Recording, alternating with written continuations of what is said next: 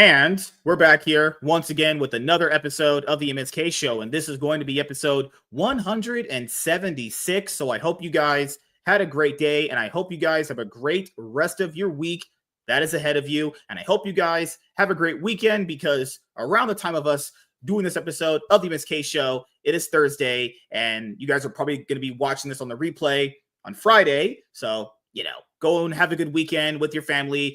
Go outside, go to a movie, go to a festival, go to a carnival.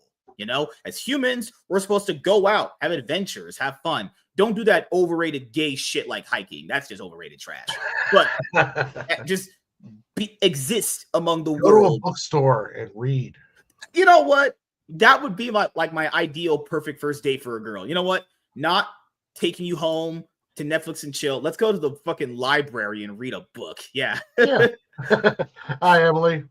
God, that's like such a freaking 80s, 90s thing. Hello, my lady. Let's just go to the library to read a book on our first date. Oh my God, this man's crazy. Would you like to accompany to the bookstore? Oh, shit. So, as you guys know, we're going to be having an MSK show on Thursdays, at least for the foreseeable future, because if you guys don't actually know this, we're pretty far fucking behind with reviewing comic books, and I have this thing in my head where, like, if I watch something or read it, I want to talk about it. I want to put my thoughts out there for that freaking thing that I've read or played or watched, because I do feel like at a certain point, you're going to build up like such a plethora of reviews of stuff, over time. And people have asked, like, if I ever read the single issues for something like this that we're going to talk about, would I buy the trade for it? It's like, well, the reason why I would still buy the trade, even though I actually own it in the single issues, is because it's actually easier to grab off of a shelf. It actually looks better on a shelf, and it's in a collected edition. So that way, if you ever wanted to talk about it, like, let's say if we did like a top 10, or let's say if we were going over like best comic books released recently, I just grab the trade off my shelf, just go through it, Like, these are basically good to just be kept in the know and just to be like in the moment of the right now. But as far as like collecting, that's also the thing that they're useful for too. But if we're talking in terms of like better enjoyment to just get it all at once, I would just say a trade, because let's say the other 3 issues are like maybe info dumps, or they're not as entertaining. It's a lot more entertaining in a trade than it is obviously reading it as a single issue, because it's just like waiting for an episode of TV with floppies at this point. An episode of TV is good. You're like, okay, great. Next episode is just talking, flashbacks, talking. And hey, I like me some flashback episodes on TV. I really do. But like, sometimes they can be so goddamn utterly boring if it's not done right, So you could either just basically get a lot of books now and trade and just keep up that way, or you could just, if you want to be in it right now, if you feel like you have to buy the books right now, do the floppies, But how was your day, dude? What did you do today? Good. I was working at this estate sale, setting up for it, and just reread this to be ready for today. And yeah, it's been a good day. Good weather today too. Beautiful. It was beautiful outside. It was nice. You guys had beautiful weather outside? Oh no! Literally right now, it just stopped being ultra hard windy. Just right now. We had calm and sunny all day. A little bit on the cold side, but yeah, it was good. Yeah. It's like that weather where it's like a mixture of more hot than cold, but you could tell like it'll get fucking cold really bad later on. Yeah, that's what it is right now. Like, it was hot earlier, it was just fucking wind. God, I hate the wind so much. I think wind is God's way of laughing at people and punishing them. Wind is the worst weather. I'd rather have rain. I'd rather have fucking hot weather. I'd rather have cold weather. Wind is actually just the worst. I hate it in every single regard. I don't think anyone really likes the wind. Just makes it so hard to walk outside. You get out of breath super hard. You ever had the wind where it's so hard it's hitting you? It feels like your whole body's just getting attacked by like rocks. That's or like when it's raining and then the wind hits and the rain comes right underneath your hood.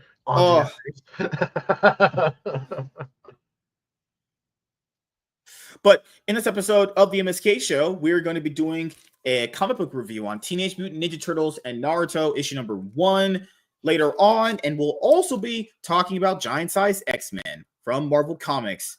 There's an interesting retcon that Marvel Comics is doing, and they've just been having some of the ideas of all time, truly just ideas ever made. Yeah, they definitely need to rehire some some writers in that place. It's crazy how they're literally called like the House of Ideas, but they have no ideas. Guys, Yeah. we go over that giant size X-Men topic, you're gonna actually have your minds blown. And I get people here don't okay, so if you guys watch the content on my comic book channel, it's just clipped out. So I'll obviously make sure I'm phrasing things in a certain way because people here know what the fuck I'm talking about. But it's essentially kind of like what anime does with retcons, but it's actually even worse because it makes no sense as a retcon. Like some retcons you can kind of justify given a certain time frame, or things of like magic just work differently because first of all, it's magic. Magic is generally pretty unexplainable. It's kind of just like whatever the author wants it to be. But this retcon is just so beyond stupid. And Marvel recently, I'm saying DC's recently been better. Their ideas have been better. I'm not saying all the comic books have been good, but the ideas of like they put their floppies back into like a retailer store, even though it's in Dollar Tree. Dollar Tree makes a lot of money because people are kind of poor right now due to inflation. Yeah. Thank you, Joe Biden and Kamala Harris, where they got to shop at Dollar Tree for some of their food, for some like household appliances. And DC's like, you know what? We're going to put floppies in there at $1.99. So like, hey, you got like $10, you can get 10 issues right here. You got $5 and your kid's looking at the fucking comic book, stand they have at Dollar Tree. He's like, mommy, it's Batman. Get him it, Yeah. People were like, that's bad. Those books are bad. First of all, I don't care if they were God's gift to the earth. That kid will read that comic book, have it in their hands, and then literally, potentially, that'll make a lifelong comic book fan later on in his life. That right there potentially can create a pipeline of new fans right there. And yeah, they'll find out what DC is, maybe love DC, get into it, and they go, hey, Marvel, that's kind of cool. I kind of want to look into Marvel. It's just, you have to start planting seeds for stuff. It doesn't really matter if stuff's good or bad. Keep in mind, these are kids. They wouldn't know what's good or bad anyway. They even read it, Like yeah. If your 6-year-old read Batman Rebirth #1, you wouldn't know you don't fucking know who Tom King is. You don't know who wrote that shit. Doesn't matter. You just look at, oh my God, it's Batman, and there's just stuff going on, So they also have the Compact Comics. That was a really, really good idea. They've had the DC's Finest line. That's another really, really good idea. Like they've just had better ideas recently. Like, Jim Lee's the one that got away from Diamond. Remember, he's the one that was like, you know what, fuck you guys, I'm leaving. And Marvel was like, you know what, no, we'll probably leave him too. Marvel's just always behind. It's like they can put out fucking a compact comic version of their shit. They have the Marvelverse books, a little Marvelverse, smaller size books where it's just focusing on one character and a few issues to kind of get you to know that character. Do that. In a compact comic fashion. Marvel has the Epic collections, which are good. It's a very good idea. I like that. They have Masterworks. Look, that's another great idea. But Masterworks and Epic collections are pretty much the same shit. One is just a paperback collection. One is just a hardcover collection. So you're not going to get new readers by throwing out a $50 Masterworks collection at Walmart. They need to have like the compacts, like what DC is doing. To really try to bring people in. Because you take that kid who gets the Batman comic at the dollar store, loves it, then when they're at Target or Walmart and they see the compact for the Court of Owls, then the kid grabs and picks that up, or then they get old enough, they start going to comic shops, and you can help create your fans that way. They really, I think DC's doing it faster because Marvel's backed by the mouse, and the mouse has a lot of money. Warner Brothers is hurting a lot more than Disney is. Yeah. So I think right now they're kind of at the point where... You're saying Marvel's just coasting because they know that Disney's always got them on their... It's one thing that Disney's problem is right now is that they have so much money and they're so big, they could do a lot of failing and still keep doing the same shit. Honestly, man, I don't think they even go to the Marvel people and ask them what your sales are. Because it's so insignificant for the comics. Like, speaking of DC, they did webcomics. They did a webcomic collection. They did a webcomic collected edition for a Batman webcomic thing that they were doing a while ago. The Webtoons one? Or did they that's Webtoon one. Yep. Yeah. See, I get it. They have a bunch of continuity problems. They always do constant reboots, but they are doing good stuff. I can't be like, because I would love to shit on them, and I always do. But DC's been doing a very, very good job. They're trying.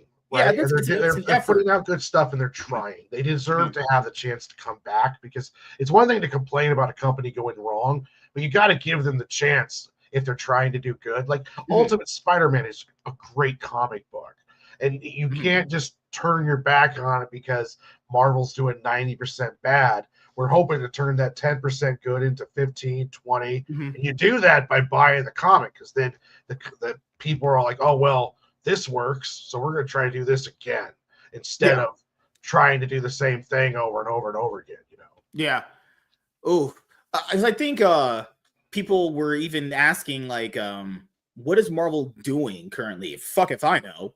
Because, like you said, Disney backs Marvel, so that means that anything they do, Disney basically finances, unless Marvel finances it themselves, which we know they don't because they got bought by Disney.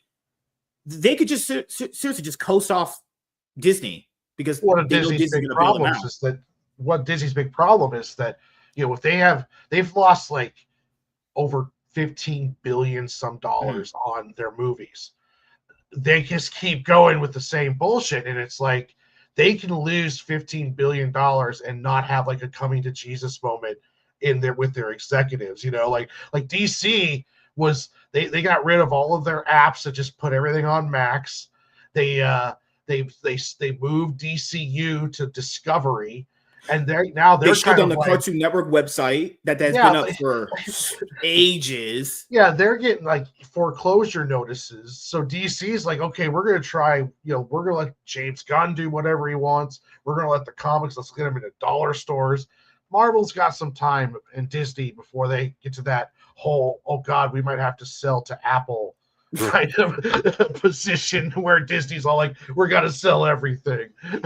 If they ever do manage to, like, if Warner Brothers ever got bought by Apple, which they probably would never do, but hypothetically, guys, if they did, the reason why I know things would potentially change even better is because different companies have different ways of getting the best out of people. Like the CEO walking in there and going, you make my shit sell or you're fired.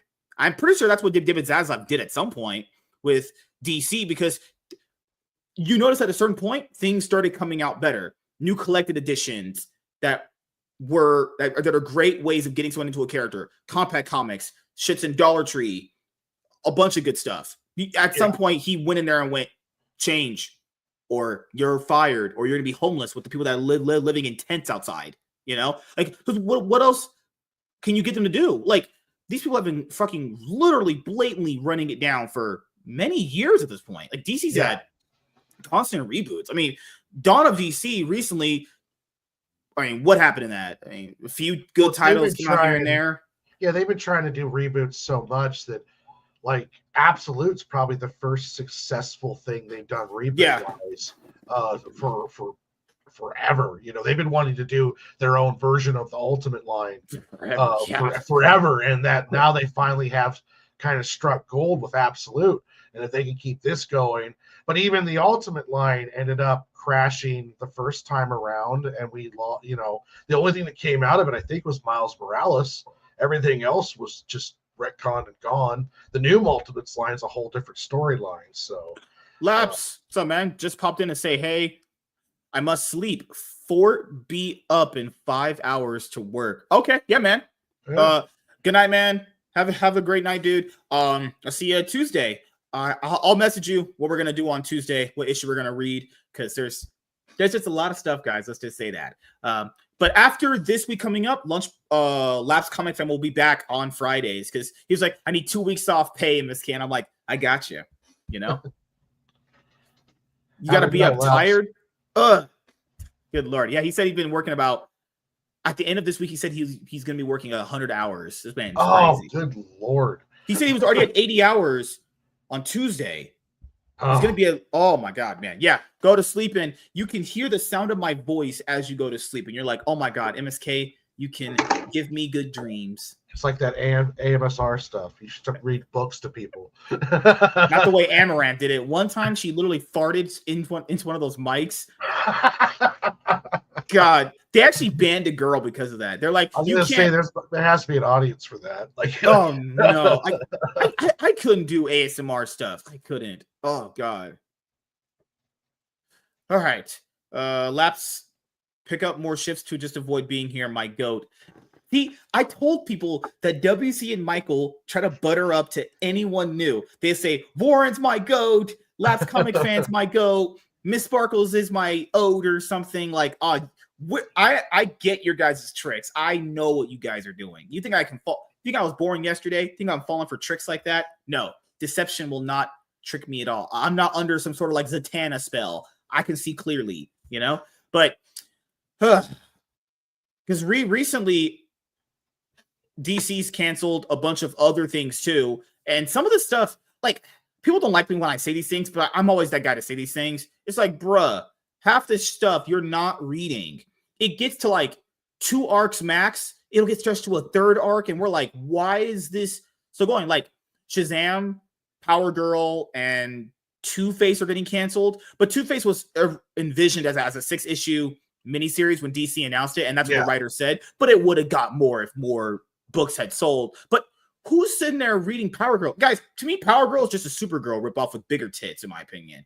Like, no one really cares for Power Girl like that, outside of her boobs being big. It's really all her character is. Her tits are just big. They look great. But, like, Shazam, after Dan Mora and Mark Waid left the book, the art was still pretty decent, pretty good. I forgot who they got, but they got someone pretty good. Hey, my guys, Mark Waid, you know, that crazy fat fuck, he didn't want to be on Shazam. He used Shazam and World's Finest to get on Justice League Unlimited Action Comics when it was weekly, when he got a chance to do that. He got a chance to write Absolute Power. He got a chance to fucking be on now the Justice League main title. You know, he used that as a stepping stone to get back. Well, to be fair, that's the joke. He had to kind of prove himself in Shazam because, you know, you give him one thing, prove yourself, don't be a fucking crazy lunatic. And he's like, he parroted all their talking points. He went to Mark Miller on that Facebook page that he has. Remember that debacle where he was like a dying star, you're falling. I know this fat retarded fuck ain't calling Mark Miller a dying star falling to the ground. I know he isn't talking. I know that motherfucker's not talking shit. The guy that got carried by Alex Ross to get in the industry. I know he's not talking. Yeah. He's got Mark Waid's had some hits over the years. Tower of Babel's probably one of the best. No, that's Grant Morrison, right? Was it Grant Morrison or Mark Waid? I think Mark Waid did Tower of Babel. Yeah. Was that Morrison? I want to say I know Grant Morrison has a JLA run. I'm pretty sure Mark Waid did Tower of Babel. I'm pretty sure. Unless I'm wrong. Let's see. Like, I know that guy ain't talking shit. You're right. It's Mark Waid. He did, he's did Fantastic Four. He's did Daredevil. He has some hits on under his belt. I'm not saying he's a bad writer. No one's ever really said he's a bad writer, though. That was never the question. Just an asshole. He's just a weird, cringy, progressive activist asshole. Man sitting here going like, after Trump won, there's no way I can write good superheroes anymore. Why the fuck are you a comic book writer then? Like, and then they gave this guy everything. The reason why in that video, guys, I was just more, not say passionate, I'll just say that. No, I wasn't angry. It was just pointing the stuff I was pointing out in that video is because DC, despite this guy being a complete whack job in the head, straight up, like, I think his brain is tumbleweed, some dirt, and some mayonnaise, actually willingly let this guy come back after everything this guy had did to them. And then he still does that. They gave him everything. He still is on World's Finest. He's on Justice League right now. I think he's doing a few, he might be doing a few other things. He's doing their next crossover event that's in the main universe. All because he just parroted their talking points to Mark Miller because they're so jealous of Mark Miller getting that deal that he got with Netflix. That's all it is, you know? Yeah. Like, just what a petty piece of shit. Guy allegedly punched a hole through a wall, wrote a comic book, was on a comic book series where he wrote a storyline of him basically admitting he was sleeping with someone else's wife and put that storyline in the book. Yeah. Weird stuff, this guy. He's not the Richard C. Meyer bullshit. Remember that? Yeah. The Richard C. Meyer lawsuit. Oh my god! By all means, he's a good writer, but he doesn't seem to be that good of a writer with all the good writers out there that you'd put up with that much shit. Like it's like either he's working really cheap, or he's part of the club. So then they're just they put up all the other bullshit because he is an ally, if you will.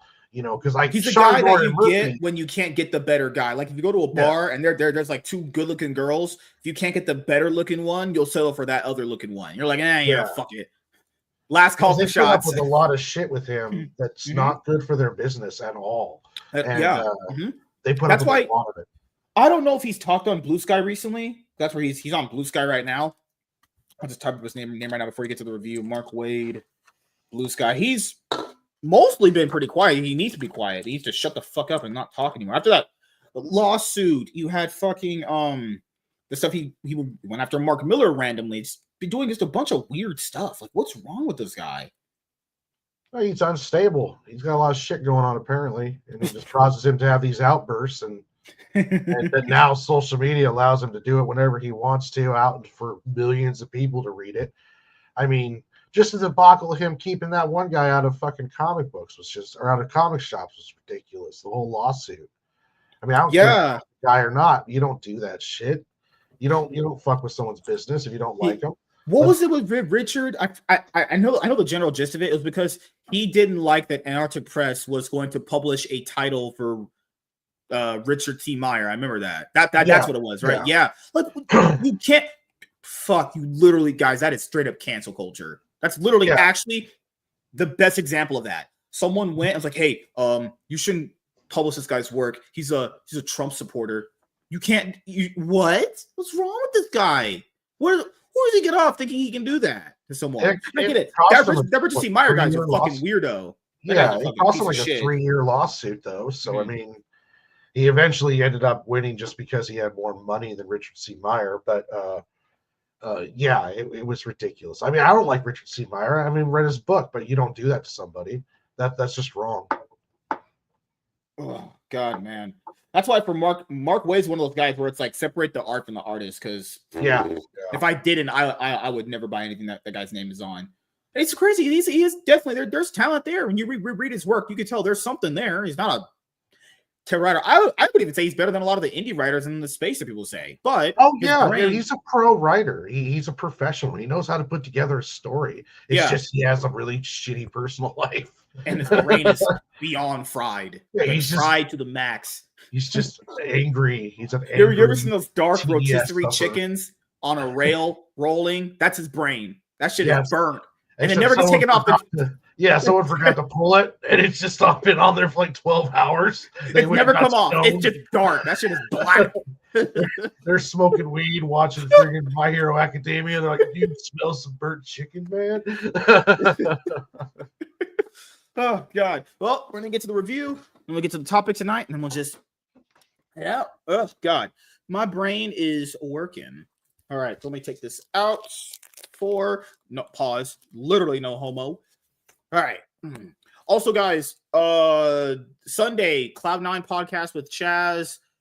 We're going to do the recaps of the LEC, LTA 2025 Winter Splits, and we should be doing Bloodruth #1 comic book review with Professor Savage Dad. We should be able to do that. So I'm going to read it on Saturday and keep it in my brain until we actually go over it at 8:30. So you guys will be getting that Bloodruth comic book review. But nevertheless, let's get right into this banger. Goodness gracious. It's like when I was making love to my wife that I don't have, and I was thinking about comic books. That's probably why I went flaccid. Interesting. That's probably why you're single now. Whoa, I'm taking shots now. Oh my God. What am I catching strays? What did I do? Oh my God. Oh gosh. What is this guy doing? This guy's being a fucking weirdo. More comp. What's crazy today, guys?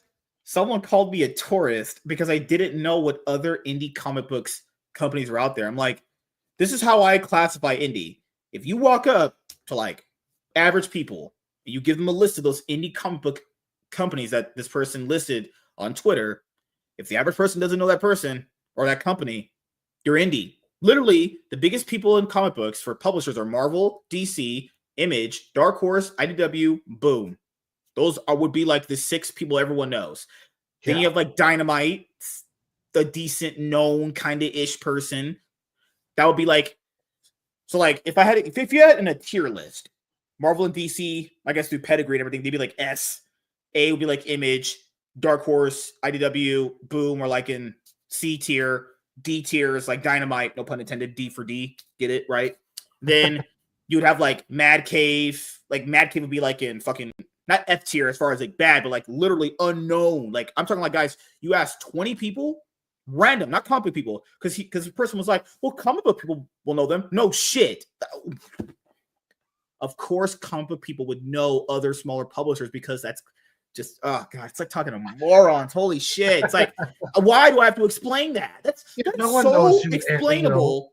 Yeah, like you're not gonna walk up to somebody on the street and be all like, "Who's Antarctic Press?"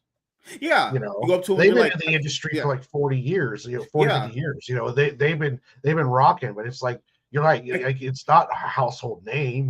People Yeah. people won't even know Boom Studio. You might Archie's actually probably more known than Boom, for being honest here. Well, yeah, you'll know more Yeah. people who know Archie comics than they know Image. If you're just Yeah. talking about general people on the street, Yeah.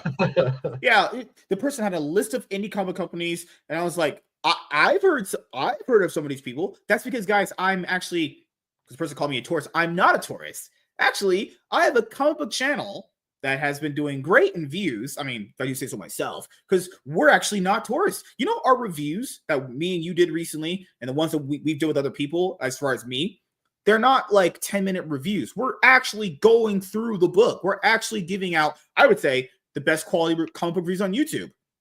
Like easily.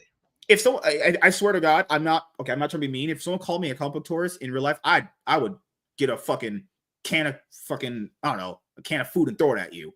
How dare you insult me like that? Yeah, we're sitting up here doing comic book reviews, going through page by page, dialogue, pacing, story, fucking everything in a story, and we're the tourists. If you own more than 5 graphic novels, you're not a tourist. Yeah. Turns out the shelves that I own that are filled with omnibuses and collected editions and manga, Dogman shit. Yeah, real tourists. You're gonna see a lot of tourists with shelves of comic books that I own and packages that I haven't opened yet of books itself too. Good lord, what a completely that was probably the most retarded thing I had heard all day. And it's only because I wasn't a tourist as far as like mainstream stuff. I was a tourist as far as like knowing other smaller indie publishers. Which is crazy. One of the publishers the person had on their list, I did a review for their book. I did it. Mm-hmm. The person had Grok Comics on there. Guys, we did a review for a Grok comic book. We did. Go look on the channel. Yeah. It's there.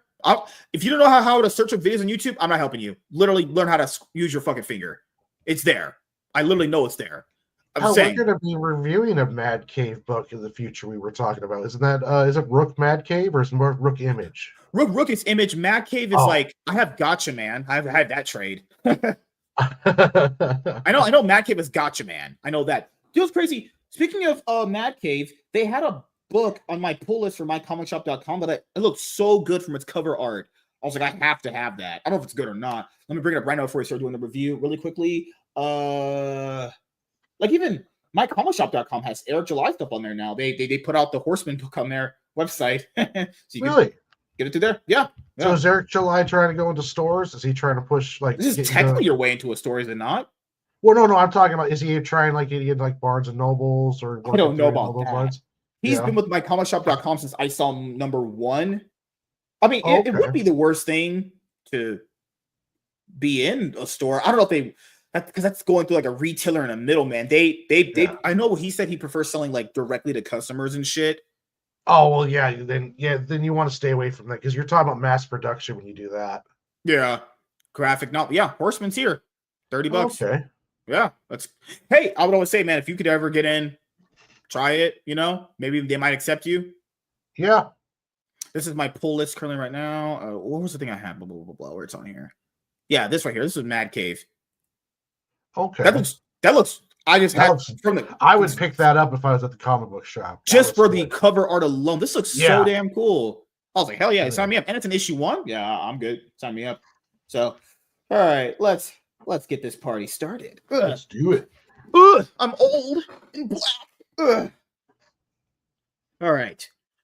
Hey everyone, I am MSK, aka Master Swag King, coming at you guys today with another video. And if you guys are returning viewers or new viewers, then please consider subscribing to the channel if you have not already. Leave a like on this video if you enjoyed it and comment down below. Also, make sure you guys hit the notification bell. That way you guys can get notified on whenever I upload a brand new video. And in today's video, we are going to be doing a comic book review on Teenage Mutant Ninja Turtles and Naruto issue number 1. So for those of you guys who don't know, I am a very, very, very big fan of Naruto. Wait a minute. My wife just called.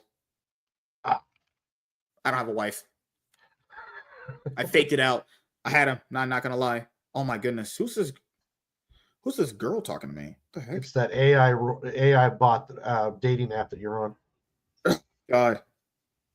Oh my no, sorry everyone. I'm sorry. I was completely joking. My phone was going off. I didn't want the notifications. You guys can't hear the notifications because the notifications are on that like that silent bullshit, but I'll hear it during the review. And I was like, I can't concentrate. People are like, why can't you concentrate with extra sound? I can't. If there's an extra sound going on when I'm trying to focus on something, I just go like, oh fuck, stop. My brain is fried. But no, we're gonna get this going. We're gonna have some fun. All right. Let's get it.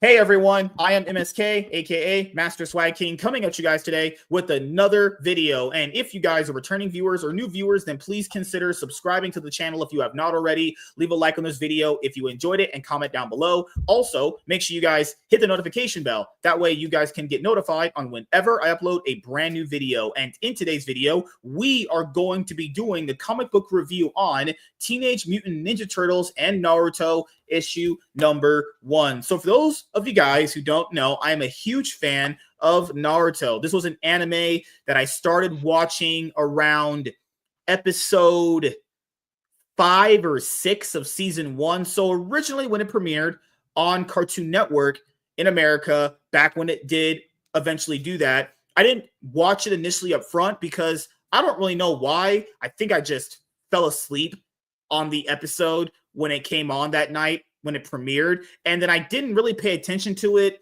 until randomly I had just kind of like started watching it. It played in the middle of the night. Half the episode was already over and something just gravitated me towards it. I don't know what episode it was. If I had to remember correctly, wait a minute. My brain is fried. My brain is fried. Yeah! They're doing crack! Hey, look at that! Look at that! No shit! Oh no, it wasn't. It's gonna sound kind of bad. There was a black guy outside, and I was like, "What's he gonna do?"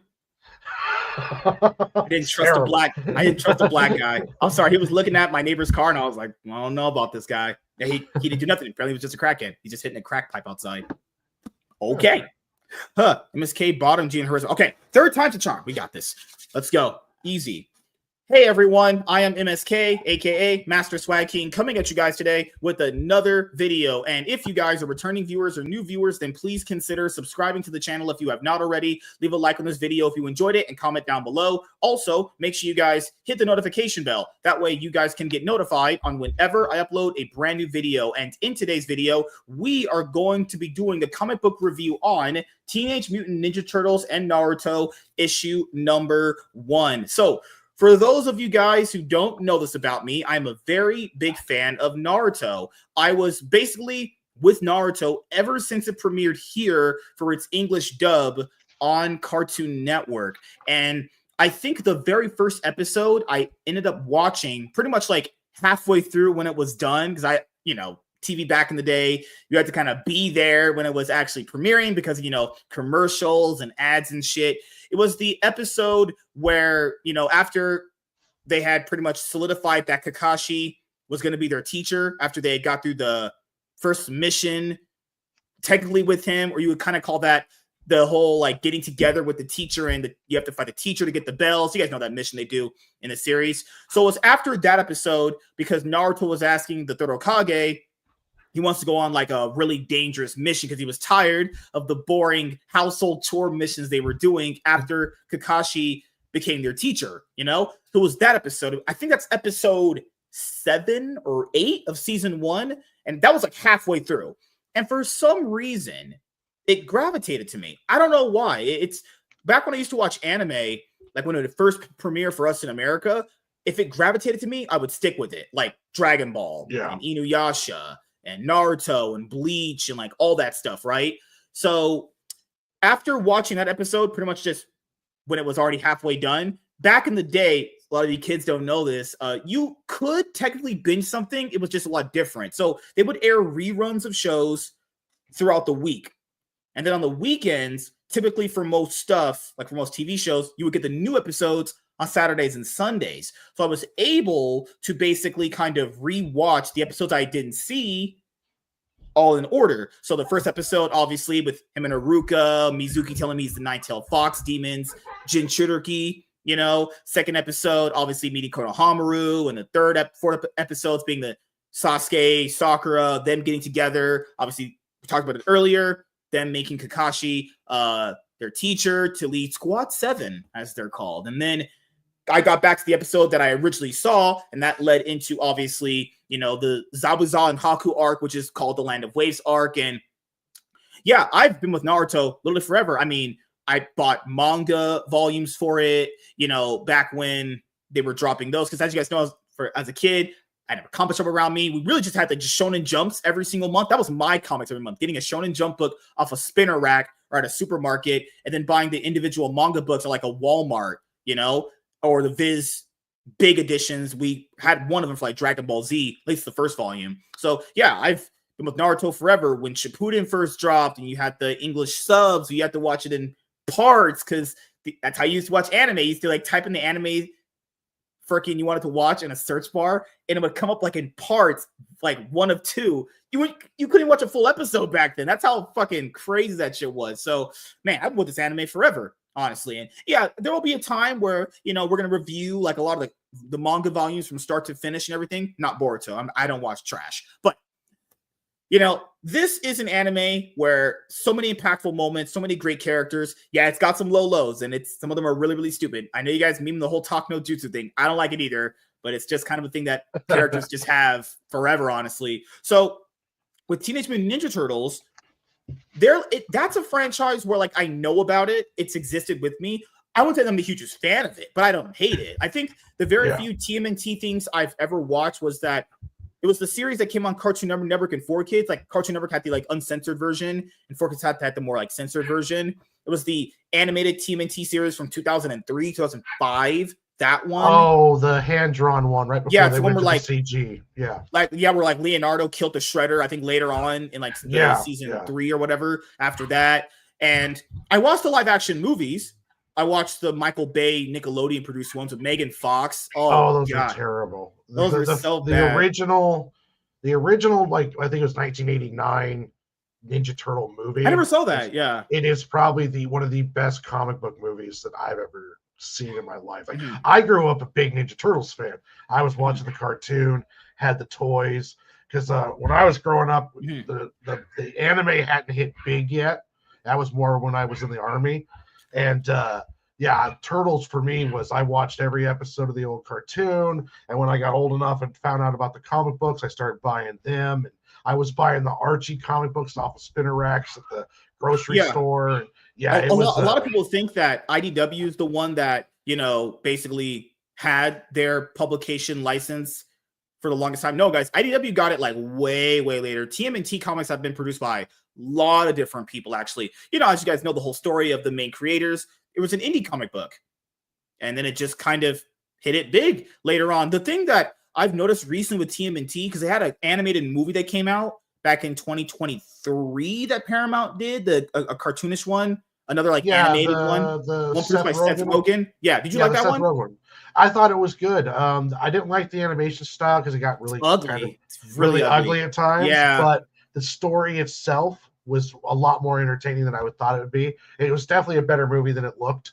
I didn't like some of the designs. Some of the designs were really all over the place, but yeah, I enjoyed the movie. What do you think about that other 2008, 2011 animated TMNT movie? Okay, the Nickelodeon TV show, the CG one. There was another animated movie, not the new Paramount one. There was one that came out back in 2008, 2011, that period. That one's amazing. I love that one. I think that they should have done a sequel of that one. That one was really good, even though it didn't have the Shredder, and it was essentially a true sequel to the original live action movie. So that was in that live action universe. So that's why Shredder wasn't there. And that movie was, I think that was great. they should have kept going with that one. I'm a big fan of the Nickelodeon series too, the CG one. They did a really good job with that series. It kind of mirrored what IDW was doing in the comics, but the comics version was a bit more mature. But there was some intercrossing storylines between the IDW series and then the Nickelodeon Nickelodeon one too. Like the Leo turning working for Shredder was in both of them. And yeah, I like the CG one, but the movie was really good. I thought that should have got a lot more love than it did. For those of you guys who don't know about IDW having a TMNT license, I know they had Sophie Campbell, the lady in quotations, which is a dude named Bruce Campbell, I think, was doing the TMNT comic books. That person was on it for a little bit. They kicked that dude off. It's not a girl. It's a Looney Tune. And then they, at some point, because I'm not the hugest follower of TMNT comics. I'm just going off of stuff that I've heard throughout many of the years, right? They had that person on it for a while. That person tanked the sales. They kicked that person off.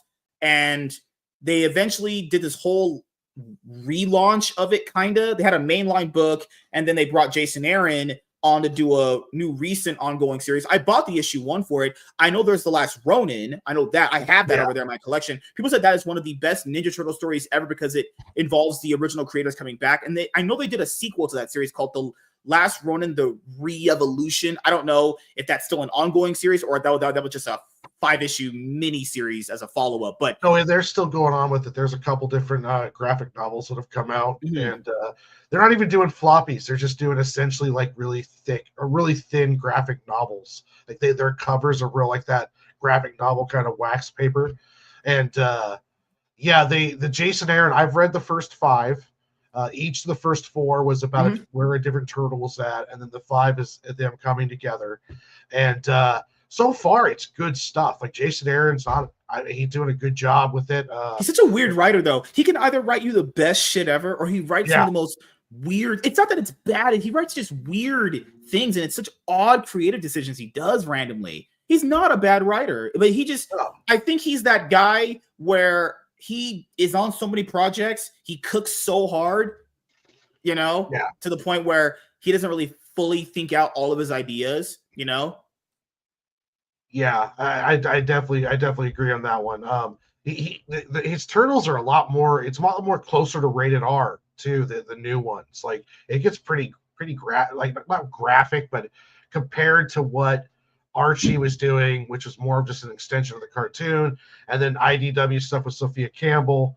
It wasn't hardcore. Sophie Campbell. If I showed you what that person looked like, you'd be like, "That's not a Sophie, that's a Bruce." That motherfucker got an Adam's apple.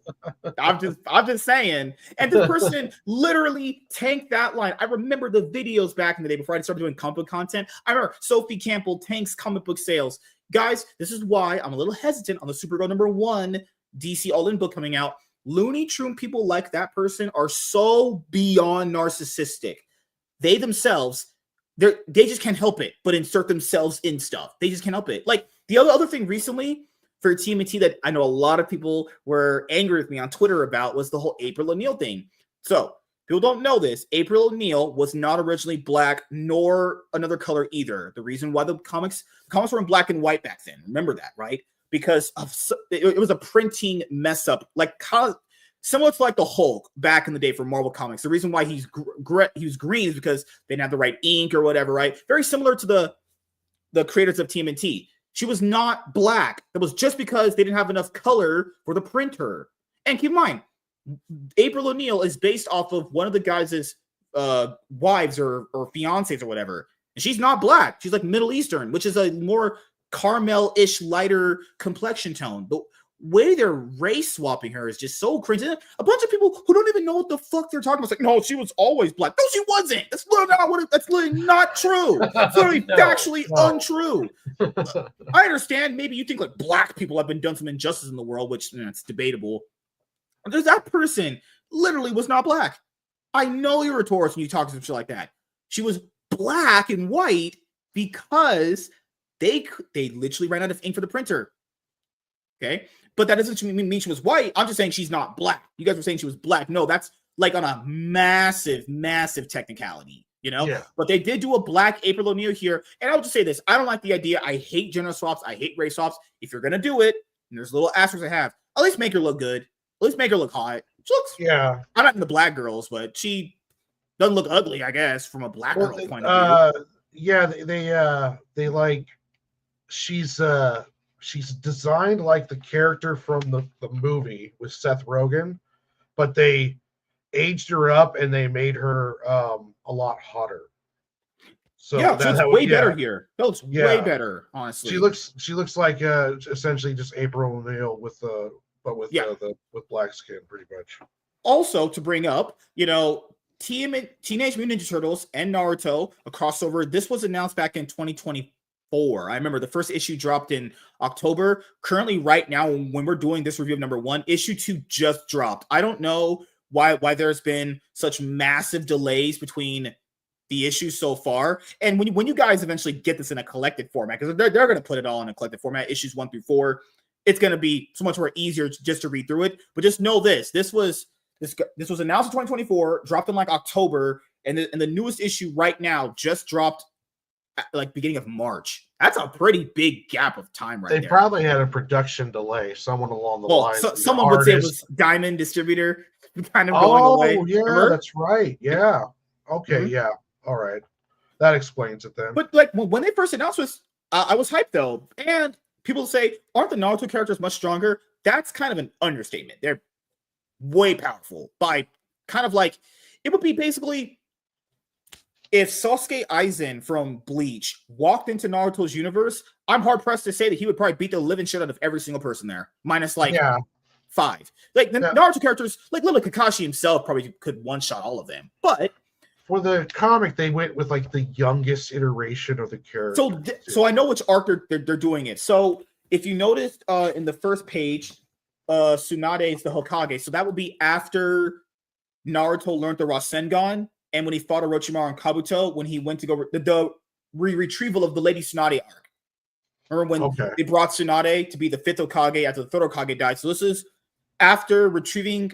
So this is after getting Lady Tsunade, and this is before the Sasuke retrieval arc. So Naruto has the Rasengan. He can weirdly tap into the 9 tails.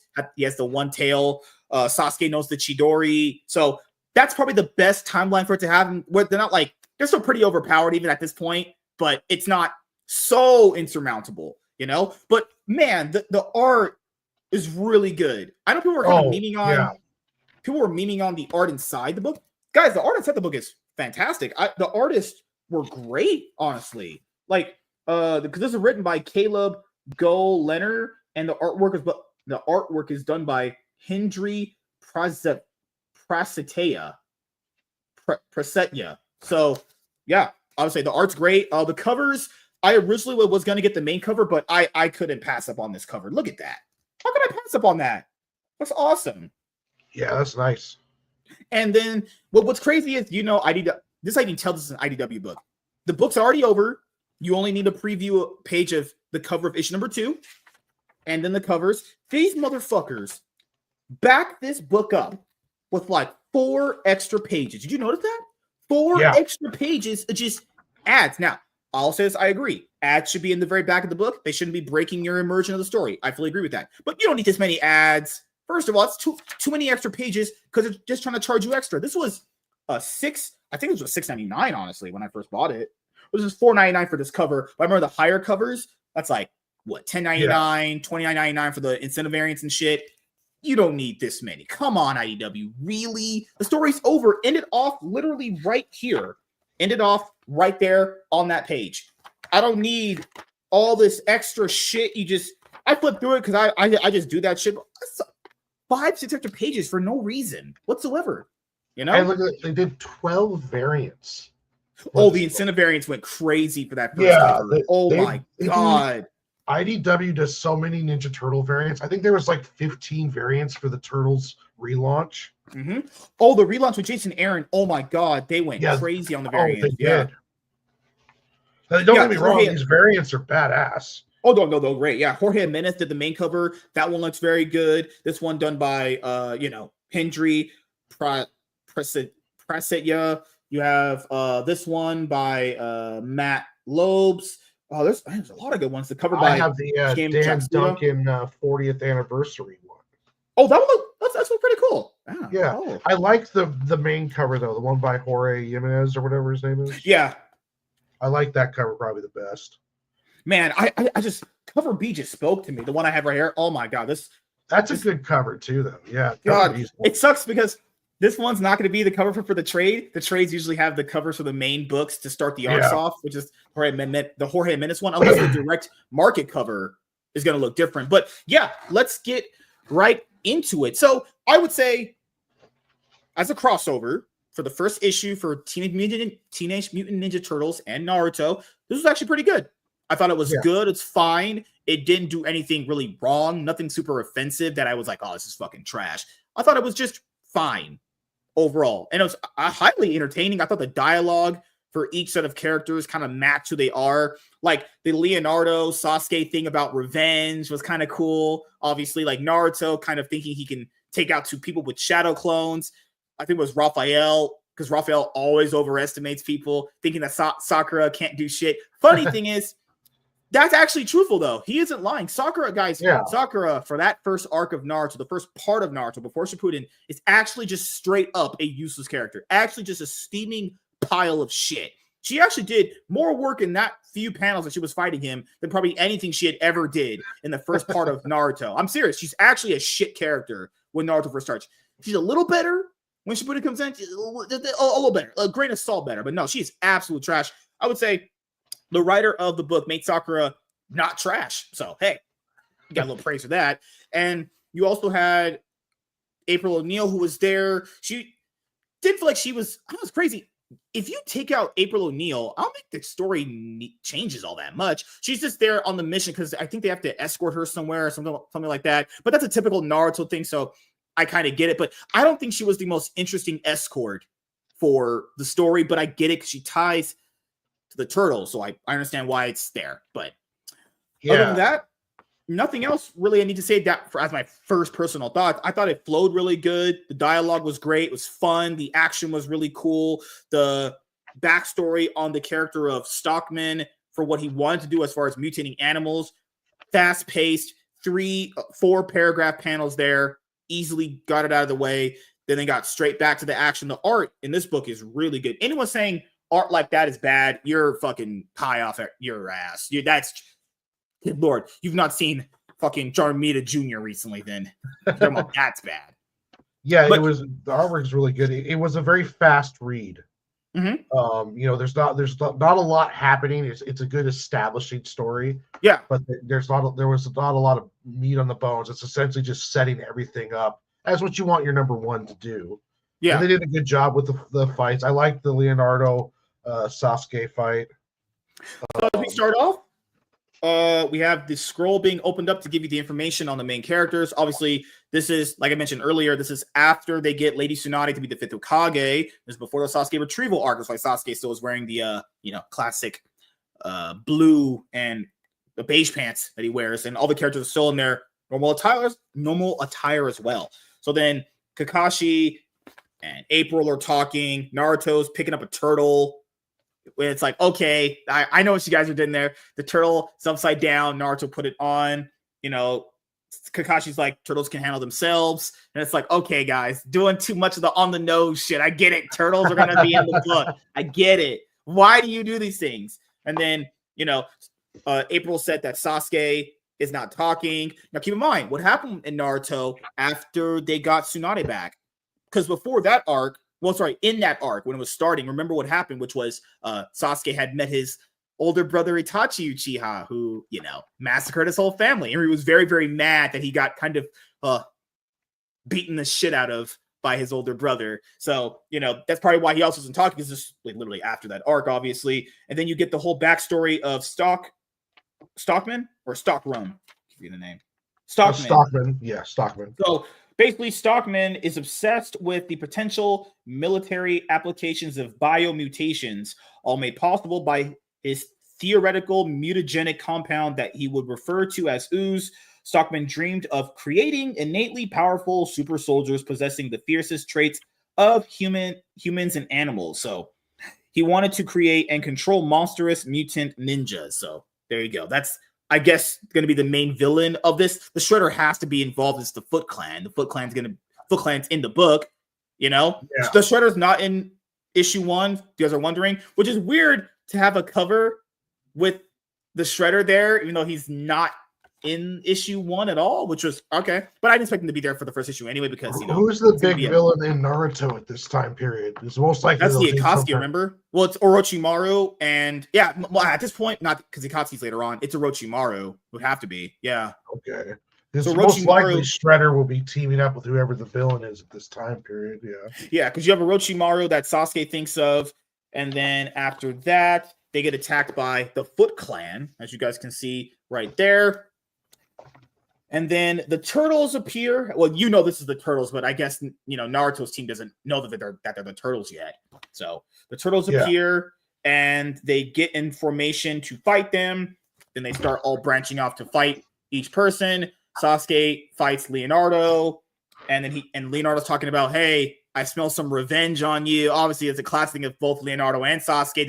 Sasuke wants revenge on Itachi, and Leonardo's try to take revenge on certain characters throughout the TMNT history of the character. You had Raphael facing off against Sakura. Basically, Raphael underestimates Sakura because, to be honest with Sakura, is a piece of shit. Sakura's trash. She's a horrible character. And she managed to scare him by punching the rocks, because that's the thing that her character does, where she can basically punch the actual surface of the ground and make it erupt in like earthquakes. And he's like, oh shit, maybe I did underestimate her, you know? And keep in mind, you should underestimate Sakura. She's trash. I'm sorry. And no one should respect that bitch. She's actually just a terrible character. And then Naruto gets to take on Donatello and Michelangelo. Yeah. Right? He's fighting them with shadow clones. Obviously, that's Naruto's signature thing is shadow clone jutsu. And then after that, Kakashi is slightly fighting. What's the rat's name? Fucking hell. It's Splinter. Splinter, Master Splinter. Yeah, Master Splinter. Kakashi's not trying against Master Splinter, guys. Kakashi, let's just say that he's probably holding back. And by holding back, probably holding back by a lot. So Sasuke continues to fight Leonardo. The art dynamic in this book is so good. The actual fight scenes were great. They were fun. They were entertaining. Oh my goodness. Like the dynamic of all the hits and the actual like jutsu they were using. It was good. It was a very good, entertaining fight from start to finish. But when Naruto's having his fight, the two turtles that fight Naruto, which is Donatello and Michelangelo, they notice that Neji notices too when he fought him, Naruto would send in the clones to attack first, and then he would follow up with that, which they noticed in here. There's a lot of Naruto references to other past fights in this. And then Naruto reveals himself, the real one, against Michelangelo, and then he knocks him down. Donatello does that, and he's like, you told on yourself. He did, because he did the exact same thing, because Naruto thought he whacked his head off, but no, it just, turtles can put their heads in their shells, you know? And then April is trying to film them fight, and then Master Splinter says, hold on, we're done. And then they start talking a little bit more after that. And then Kakashi pulls out Sharingan. He can see through their deception, because Sharingan can see through people. They basically see through if someone is in disguise and see if someone's who they are. And then all the masks start slipping off when Kakashi uses the Sharingan to reveal who they are. Now, keep in mind, we as the reader know who they are. Yeah. Characters in the book do not, you know? But Master Splinter had some really cool dialogue saying we are but a humble family. And they're talking about taking down the Foot Clan. And then, yeah, it's over. Yeah, it's a very, very fast read where Kakashi is like, hey, it's been a long time, Master Splinter. What? Not gonna lie, that was one of the coldest lines for a crossover. It reminds me of when Rick, back in The Walking Dead season 4, at the end of it, he was like, man, they're fucking with the wrong people. That's still one of the best lines in the show. That was cool. Be like, hey, long time no see, Master Splinter. That's cool, you know? But he was talking about hidden meanings within hidden meanings. You may look different, but a shinobi knows how to see through deception, and this is all too real, however unexpected. Awesome. That's arguably the best part of the book is the end. Oh my god, that was so cool. Nice bit of dialogue, and nice bit of like, okay, let's see where this next issue is going to go. And then literally after that, it's over. It's literally just, you get the page right there, the cover for issue number 2, and it's just a bunch of covers. That's it. So yeah, the book it went very fast. It went basically, you know about Stockman, his plans to do what he wants to do. You get the Foot Clan, the Teenage Mutant Ninja Turtles fight Squad 7, Kakashi fights Master Splinter, and then April's just there existing. That's pretty much it, you know? Well, what about you, man? Did you enjoy it overall? I did enjoy it overall. I'll buy big one on art, and I really did like the art in this one. I've actually been studying some of the panels, and the way they did the pacing was really good. And yeah, like this they follow the IDW story, like the Fox chick that's with the Foot. She eventually becomes an ally to them, like halfway through the IDW arc. So this is earlier in that arc. So you can almost place where both of them are at in the timeline. And yeah, it's all good book. It's worth the pickup, even if you wait to graphic novel. They got some really cool covers, and I would say definitely buy this book if you get a chance, especially if you like either one of these properties, because they do a good job with it. Yeah, I feel like both sides were taken care of very well by the writer. The writer definitely knew and did his I don't know if he was watching Naruto as much as I was, or TMNT. He definitely knew how to balance out humor of both sides of the characters as well. You know, Yeah. It didn't feel like the Naruto characters were overstepping. Didn't feel like the Teenage Mutant Ninja Turtle characters were overstepping. Felt like we got a really good, nice, but like dose of each of them. I'm not gonna lie, man. It's between this and Absolute Wonder Woman #1 that might be my favorite floppy so far.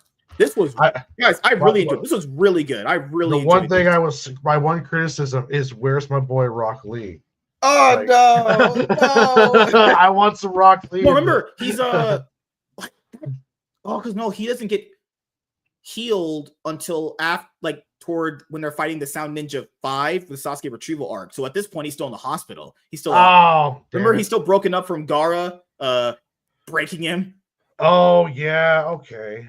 Oh, that's messed. Okay, well, we're not going to see a Rock Lee then. Yeah, because slightly what's going to happen is as you asked that, what other characters are they going to use? Because I know they're utilizing obviously Squad 7, but are we going to see like maybe Neji? Are we going to see fucking Shikamaru? We should see Shikamaru. He's one of my favorite characters too. Seeing Shikamaru would be awesome. Like getting a few other characters would be pretty cool. Like maybe you might see my guy at a single point, because I like the main characters minus Sakura. She's a fucking horse shit. But I feel like if you fully want to make the crossover worth something more, you might want to tie in. I don't know if that's going to play out, but Orochimaru, Shredder teaming up will be pretty cool. That'd be awesome. I think that is on the horizon later on as it goes on. But that's pretty much all I can really criticize, because I feel like this was just a nice, really good setup issue to get both sides acquainted. You understand the motivations of the villain that may be the main villain later on, without obviously even blowing the first load of the Shredder either, because the Shredder's not in it. You know, so they didn't blow that load either. You know, the Foot Clan, they're introduced. A lot of setup, a lot of good action. Yeah, definitely a favorite of mine this year. It was fun to read. Awesome. I wonder if they're going to do one of those tropes where like they make some kind of like temporary mutagen and Naruto gets mutated or something along those lines. Oh, God, that would be weird. Good God. Also another little thing here that I know the writer definitely did his research on Naruto. The Nine-Tailed Fox inside of it talked to him in a single panel. That was also a nice touch there too. If you don't know, there's a strained relationship there for a very, very long time with Mr. Good old Kurama, actually. But yeah, man, your final closing thoughts about Teenage Mutant Ninja Turtles and Naruto, issue #1. Good book, worth picking up, either the floppy or the graphic novel. It's just a fun, well-drawn, good series that the writer obviously knows Turtles and Naruto, because they got the personalities right. He's got the timelines good. So, and he made a point, even that first scroll or that first conversation, that if you're a Naruto fan, you're going to be like, okay, I know exactly where in the arc this is. So you know this guy has definitely read Naruto and watched Naruto and loves the Turtles. So yeah, good book. I give it an A. I give it an A+. I like it. Yeah, this was great. Really highly enjoyed it. Action was good. Pacing was good. Dialogue was good.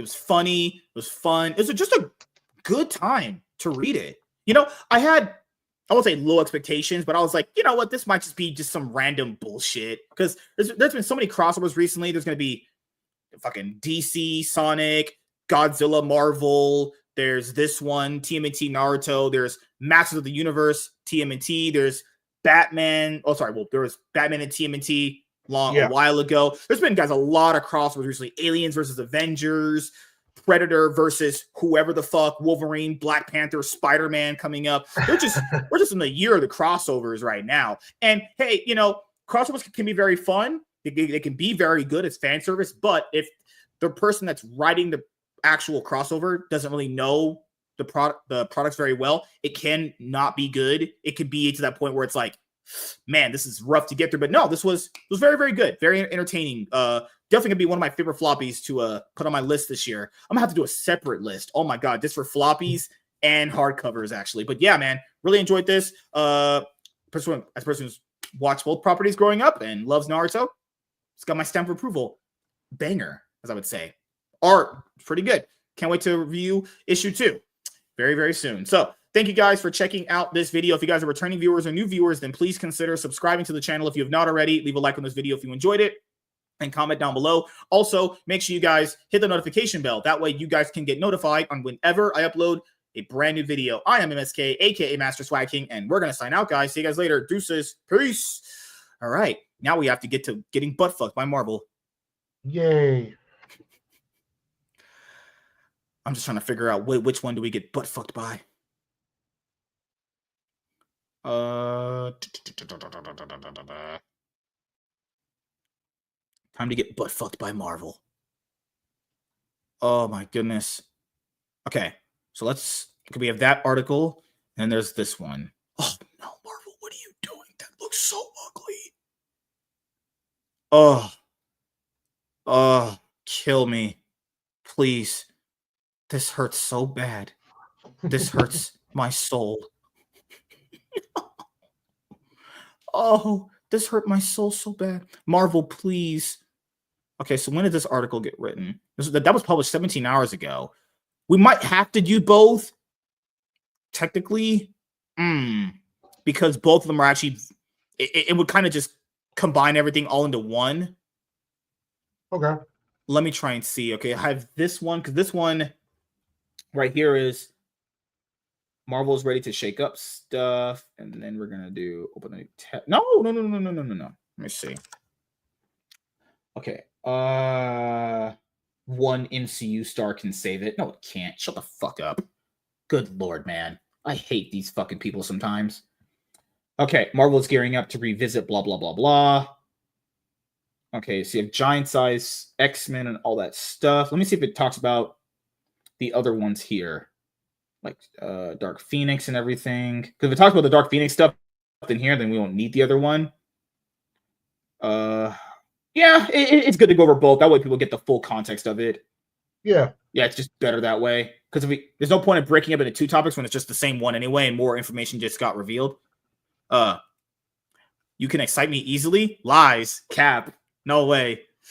I'm a strong-willed man. I will not get excited easily. Good lord. What? No, you're a girl. No girls allowed. Warren's exciting. I like Warren. But what did Warren do to you? Yeah. What did Warren do to you? He's just doing his thing. Come on, man. But I'm going to put this up really quickly and we're going to the X-Men thing.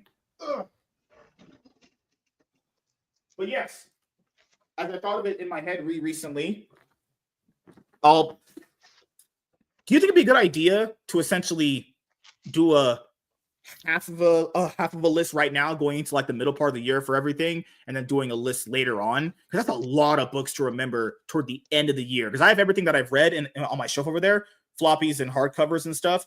But it's like, I was thinking about it recently, I should probably do a list on great floppies I've read and the other hardcovers too, you know? Yeah, I think you should. There's nothing wrong with it, especially if you can just keep updating the list if something comes up, and then, okay, even if it's just, this is what I really loved this year. Yeah. It doesn't even have to be in order of like power ranking, all those lines. Mm-hmm. Oh, you can excite me? Oh my goodness. No way. No way. I don't believe it. Lunchbox Warren, if you tell him I should be on, I will promote the shit out of your comic. Oh my, of course she can. She's a girl. Literally, I'm not gonna lie. That's actually a lie at all. That's actually a pretty good idea. You literally have a hot girl and her promoting your stuff. People do buy stuff because girls promote it. That's actually a thing. Yeah. There's a guy in Whatnot that had a hot model just doing his sales for him. She was like in a bikini or some shit. That's what I thought about doing. Maybe wearing a bikini and selling I wish, man, I could. No, I don't have that. God damn it! I was thinking about if I bring up back my Yu-Gi-Oh channel, I could essentially have a hot female friend be in the thumbnails. Oh yeah, that would get views. Not gonna lie, that would get, yeah. They may not stick around, but that would get clicks. Literally, just have her open packs and be like, "Oh, I like Dak Magician." Oh God, no, great. You have some really great assets. I would imagine, actually. Goodness, but no, like imagine a hot girl like that just running your book. Hey, buy Sig and Joe. That's literally yeah, cool. I'm not gonna lie, I'll send them copies. Oh God, man. Oh fucking hell, dude. Oh God, guys. When I go over this, I promise you, because you guys are watching the episode here and not on the comic channel. On the channel, you're watching the clipped version. I'm not angry. When I'm passionate, I promise you. Even when I don't really do ranting, I mostly kind of combine a rant with passionate, informative. No, that's not a word. My brain is frying. Oh, sorry. I actually have learned throughout the years that if you combine ranting with passionate, thoughtful conversation, it comes out way better. You know, because I was never the hugest fan of people just mindlessly ranting. I think that's just kind of stupid. I just like once in a while they're kind of really good, but I'm just not a huge like rant person.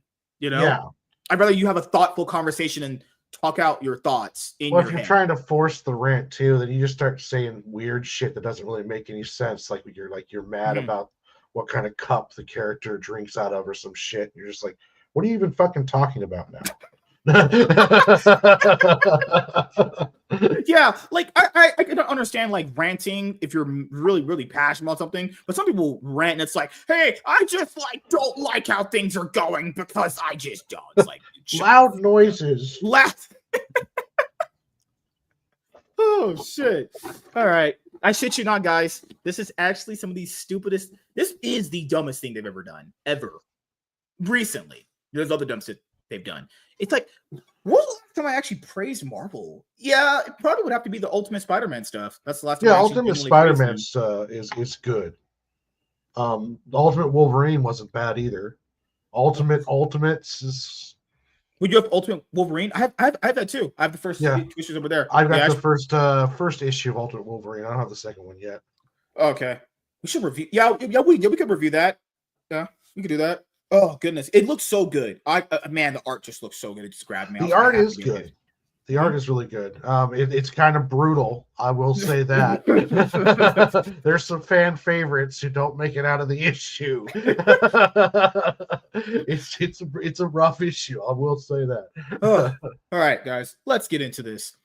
Hey everyone, I am MSK, aka Master Swag King, coming at you guys today with another video. And if you guys are returning viewers or new viewers, then please consider subscribing to the channel if you have not already. Leave a like on this video if you enjoyed it and comment down below. Also, make sure you guys hit the notification bell. That way you guys can get notified on whenever I upload a brand new video. And in today's video, we are going to be talking about giant size X-Men. So Marvel Comics is going to be doing one of the dumbest things that they have done recently regarding the actual giant size X-Men title that they actually have. So for those of you guys who know this, because it's kind of a very commonly talked about thing, giant size X-Men #1 is probably one of the most iconic comic books ever made, honestly. It's like the pivotal comic book for X-Men as far as like, hey, what is a comic book that I should read when I start getting into X-Men?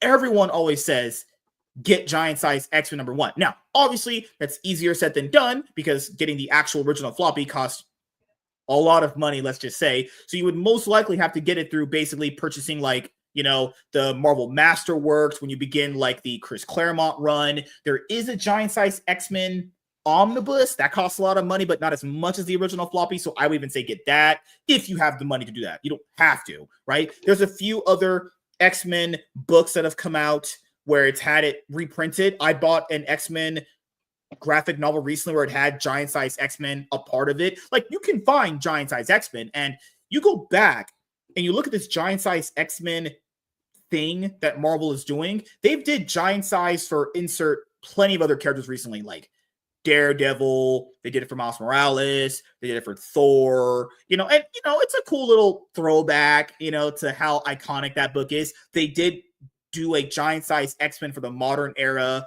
I bought one of the variant covers for it a long time ago when it dropped. But when I tell you guys this, you're actually going to be like, that's not real. And no, I would not report things to you that aren't real. And these things fry my brain when I do these things, right? So do you guys know in anime, when you get mad at retcons, because it kind of invalidates moments you have with the series? Now, in anime, it's a lot more easier to explain a retcon because of certain intricacies involved with an anime, because like things are so much different there when it comes to like manga and anime and stuff like that, right? No, this is a retcon that is so beyond disrespectful that I don't even know who thought of it, but you're retarded. Not gonna lie, I say that with being as mean as possible. You are fucking stupid. Not only does this completely shit on everything Chris Claremont did to build up X-Men when he came actually on the title. Because remember, it wasn't Chris Claremont to start off X-Men. It was originally Stan Lee and Jack Kirby, if I'm correct on that. I know Stan Lee was originally on it. And then it was a failing book, a bunch of reprints from like issues, 66 to like 90 or something like that or whatever. Then you have Giant Size X-Men #1. Chris Claremont comes on. He's basically the guy when it comes to X-Men, right? I'd imagine when he heard about this, he contemplated getting a fucking rope and tying that shit to a rail and ending it. It's actually one of the stupidest things I've ever seen them do. They keep trying to insert this Kamala Khan bitch into stuff. Kamala Khan, if you guys don't know, is essentially just Luffy from One Piece, except not as interesting, a girl, and just fucking pathetic. That's what she is. She's literally Luffy on the most ghetto way possible I can think of. No personality, not as interesting, not as bubbly, no impactful stories. Yet they just keep trying to make her a thing. Why? She's not good. They recently, in 2023, you remember this? They announced her dying. So you couldn't even get that as a fresh moment for yourself, even if you did like her.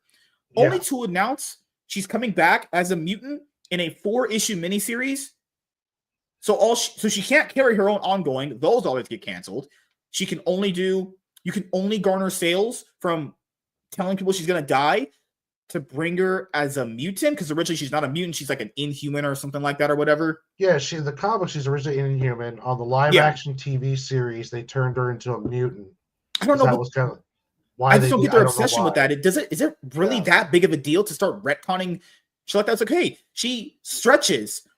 There's a lot of jokes I could make there with her stretching, but I won't. It's just, this is retarded. This is actually stupid. And keep in mind, normally we only do like one article for the video. I have to read both of them because I want you to understand how stupid this really is. Like the second one is just, God, Chris Claremont, you might need to go to church to pray out demons inside of you when you hear about this shit. Not kidding. Like X-Men has had many relaunches and not reboots per se, but just many different eras, you would say, right? They did a new one called From the Asshole, a new trash can, because that's kind of what it is. No one fucking cares about their new relaunch, From the Ashes, a new beginning. They've been all in on Wolverine. Wolverine just like Spider-Man now for them. He gets everything, every ongoing series, every mini series, like they've tried to give other characters their own ongoing series. X-Force got canceled. X-Force upon announcement was canceled because no one was going to read that shit. I read the new Phoenix one and it was okay. The Jean Grey one. They did Jean Grey for her own series. And then the Psylocke one I liked. The Psylocke one was pretty good. She's like about an assassin. I know the only one people liked is the Cable one that recently came out. Cable has his own new ongoing series. People said I haven't read the Cable one yet, so I'll check that out. Like Gail Simone's doing Uncanny X-Men. Jed McKay is doing the mainline X-Men. Oh my goodness, good fucking God. So when you're utilizing this giant size kind of branding Marvel has, it really kind of only works for X-Men. But what is this idea of inserting Kamala Khan and everything? So there's 2 articles here, guys. So just in case you might hear stuff the same, the reason why there's 2 here is because there's this other one is just I know what people are thinking, like, what the fuck is that? We'll get into it. That's just so fucking stupid. Marvel is gearing up to revisit X-Men's most iconic moments, fueling MCU rumors with help from Kamala Khan. Guys, they're trying to basically retcon X-Men comic book history by inserting this bitch in there when she wasn't there. Was she going to go back in time or something? I have no clue. I literally have no clue. I mean, that would be the only possible way that would make sense. But let's be honest here, they're not, because they have Marvel, the House of Ideas, has no ideas.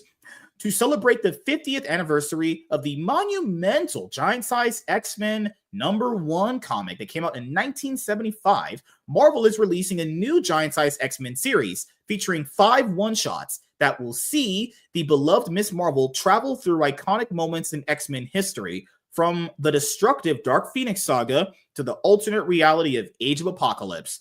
This new giant-sized X-Men series will explore the hidden mysteries and secrets of mutant kind's most infamous events. Why? That's just stupid. Why does this have to happen? There's nothing you can do for your giant-sized X-Men anniversary than insert some fucking pathetic, useless, rip-off Luffy character? Really? There's nothing you could have thought of differently? That looks worse. That looks like shit. This looks horrible. This looks ass. That is terrible. That's ugly. It's ugly as fuck. Oh, Lord. Oh, no. Oh, no. What is this line? Oh, no. That's such a lie. Oh, God. Fuck me.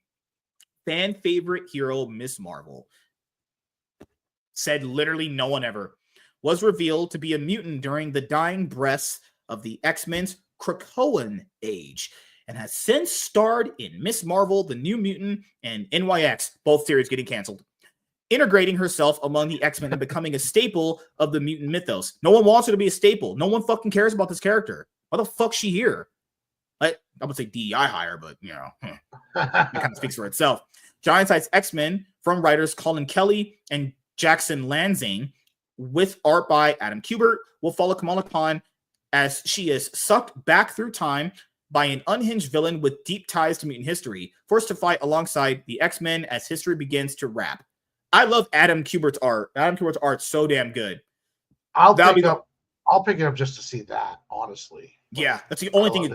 I literally would rather eat shit off the ground than read this. But then again, Adam Kubert's art's pretty damn good, as you said. Yeah. That's crazy. That's the only thing. It's like, if I want to see good art, damn, I'll just go fucking watch. I feel like it's like you guys are they first to tell you the synopsis to piss you off, and then they're like, "But we got Adam Kubert," and you're just like, "Son of a bitch!" Son of a bitch. Plus, the one shots will also feature a revelation story from Al Ewing and Sarah Pichelli that introduces a never before seen X-Men hero. Oh my goodness. 2025, they're finally creating new shit. Damn. Ooh. Good actual God. Adam Kubert's cover for Giant Size X-Men #1 is a beautiful adaptation of Dave Cockrum's original cover for Giant Size X-Men #1. If you guys know Dave Cockrum, he's the same guy that made Captain Marvel's iconic look with the black boots and the onesie that she wears, if I'm correct about that.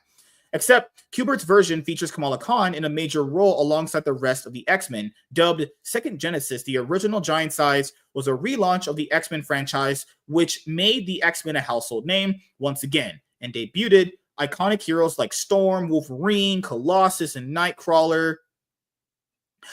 In many ways, Miss Marvel, as a young Pakistani American hero, would have been a natural addition to the diverse cultural lineup that Second Genesis featured. Oh my God. Oh my God, we're still doing this in 2025. Guys, the X-Men are not an allegory for minorities.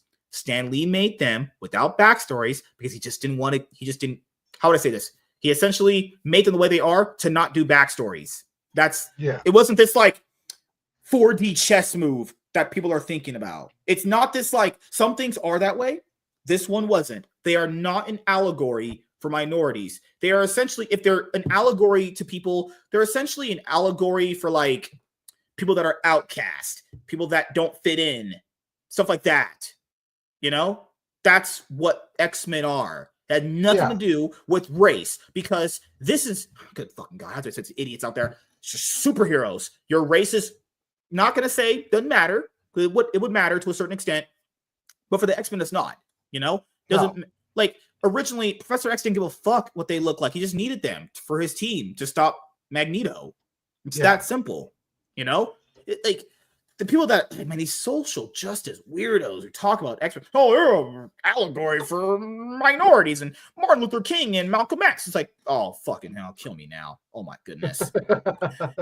In time slide number 1, this year's preview of Marvel's upcoming plots and events, it is revealed that one upcoming event is Miss Marvel's Second Genesis. While it has not been confirmed, there is a chance that this is a reference to the new giant-sized X-Men event, which will see Kamala fighting alongside the X-Men in pivotal moments throughout mutant history, described by Lansing and Kelly as an event that will blow your mind and break your heart. Giant-sized X-Men will follow a mysterious villain, wreck and reassemble key X-Men events like Dark Phoenix Saga, Age of Apocalypse, and House of M. That's one that's written by Jonathan Hickman. As you guys know, it's the whole Scarlet Witch one. You know, everyone knows that one. Like, that's one of my favorite ones, in my opinion. I like about that guy. Ewing and Pacelli was also debut in X-Men That Never Was, in a story presumably featuring Revelations, the latest heir of Apocalypse. Interestingly, giant-sized X-Men will not be the first time that Kamala has been seen fighting alongside a classic group of X-Men. In Time Slide, Miss Marvel can be seen fighting with the Second Genesis team against Jean Grey as Dark Phoenix, hinting that Cable and Bishop may have actually stumbled into a scene from an upcoming event. With Kamala Khan, a confirmed mutant in the MCU, it appears that Marvel is doing whatever it can to associate Kamala with mutant kind, a particularly direct form of MCU synergy. Why? Why did... Oh, geez. Holy mother of fucking God, dude. Marvel, why do you care about this character so much? I'll never understand it. She has no fans. She can't sell an ongoing series. They want you to like her so badly. You know, man, this is literally pick me energy. It's like that girl that you know that literally is a fucking a nobody. Like at work. Work's a good example. A girl at work, she'll be like, "Oh no, pick me. Hey, I'll kiss your ass, boss, for a raise." Straight up, literal pick me girl energy. They're doing with this character. This just completely just straight up shits on things that came before, because the average person, when a retcon comes through, they're going to say, well, why wasn't this there before? That's why retcons are very, very hard to do, and lots of people don't do them. That's why even in anime, retcons are not really a like thing. People just don't like them. You know, why would it fucking work out for this? Now I wonder, is this going to be permanent? Like, are they retconning the original stories, or is this going to be her going through it, but it's like an alternate timeline kind of thing? It'd be interesting to see how they handle this whole thing, or are they just like, well, we're just going to retcon the entire history and get her involved with all of it. So when it's done, now she's been an X-Men since the beginning type kind of deal. I'm not sure. I don't get this thing with them where like, oh, she was an Inhuman, so that doesn't count as a mutant. And it's like, who? That is the most nerdy. I understand nerds. I get them. But that is the most dumb, nerdy shit ever. Oh, she's not this. Again, it's all the same shit, in my opinion. It's all the same shit. Why are we going through all this revisionist history for something that literally isn't even that big of a deal, honestly? Make sure to check out Free Comic Book Day on May 3rd, 2025. That's the last time it's going to happen, because Diamond Distributor was the company that did Free Comic Book Day. And guys, Free Comic Book Days, well, you know, that's a loss. That's just how it is. Like, they would do free comic books, but no one really makes money off of that. So that's going to be the last one ever. To get your first taste of Kamala Khan's newest X-Men adventure in Free Comic Book Day 2025, Fantastic Four, Giant-Size X-Men #1. Giant-Size X-Men #1 from Marvel Comics debuts on May 28th, 2025. And guess what? No one's going to give a rat's flying fuck. Unless us, because we're probably going to end up reviewing, because that's what we do for you guys here. We suffer for you, because that's what we do. We love comics that much. You know, to be fair, I will say that these are one-shots. They're not ongoing. I'll read it just because it's a one-shot, and I know I don't have to ever have that as an ongoing series on my pull list ever again. Fucking holy mother God. Here's the follow-up. So Marvel is ready to shake up X-Men history, but one MCU star can save it. Yes, so as people know, this is an iconic image from Cyclops holding Jean Grey after is this story where she died, right? Jean Grey died, and later on she came back with the Phoenix persona, and Cyclops was like, I don't know you this way. You know, that's from what I remember. I could be wrong. Marvel Comics is set to revisit one of the most pivotal storylines in the history of the X-Men franchise. And at the center of the Dark Phoenix saga, this time around, will be Kamala Khan, the powerful young mutant hero and one of the fastest rising stars in the publisher's vast roster of superpowered characters. No, she's a rising star based off literally they're just trying to shove it down your throat, and not in a good way. When you have sex, when you do that to a girl, when she's blowing you, not in a good way. We're getting this shoved down our throats, whether we like it or not.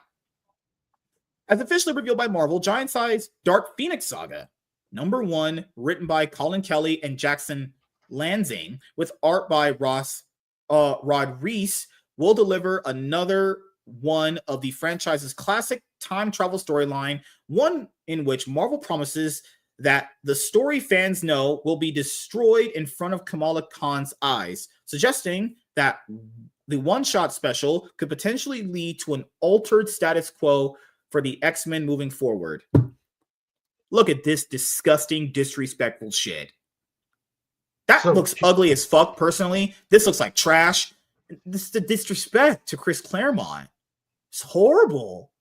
Look how ugly. First of all, it's terrible art. Why? I was pointing out, Phoenix is so powerful, she could disintegrate her by looking at her. How she, whatever, fucking hell. I'm going to hang myself after reading this. The Giant-Sized Dark Phoenix Saga follows up on this year's Giant-Sized X-Men, which inserts Kamala into the classic tale that brought characters like Wolverine, Storm, and more into the franchise's fold. Now that looks good. That right there, I'll give you, it's good. It's a good cover. Kamala is, of course, one of Marvel's most valuable young protagonists. Sure, I guess. It also is, Miles Morales is more valuable than her. Yeah, I like that's Miles not saying much. You know, fucking hell. Her death several years back was not Robo-C. This just lies. No one cared that she died. They had to announce it to get sympathy out of people. They had to announce she's dying. Like it is because we knew she was coming back as a mutant and we thought it was dumb. That's the reason why we didn't like it. We're not like, oh God, how are you taking away Kamala Khan from us? It's like, why are you killing her to make her a mutant? No one's outside going like, damn, fucking hell, Marvel, I really hated you for taking Kamala Khan away from me. Yeah, no, why? First of all, Marvel announced her dying, so you already didn't have that as a big shock moment anyway. Only to announce she's coming back, so it continues that trend of death doesn't matter in these books. Yeah. We're going to come back in a 4-issue miniseries to be a mutant. Which doesn't make any sense anyways. Like just a waste of time. Yeah. Why? Why do you guys have to jump through these hoops to make her a mutant just so shit matches up with the movies and TV shows? Like, that's the only reason why they did it. And I don't understand, like, they really want her to be the flagship character. Iman Vellani is going to be, people are going to not like this analogy, but I think it's the best one to use. Similar to how Wesley Snipes is to Blade, where everyone only cares about him as Blade, Iman Vellani is the same way for Kamala Khan.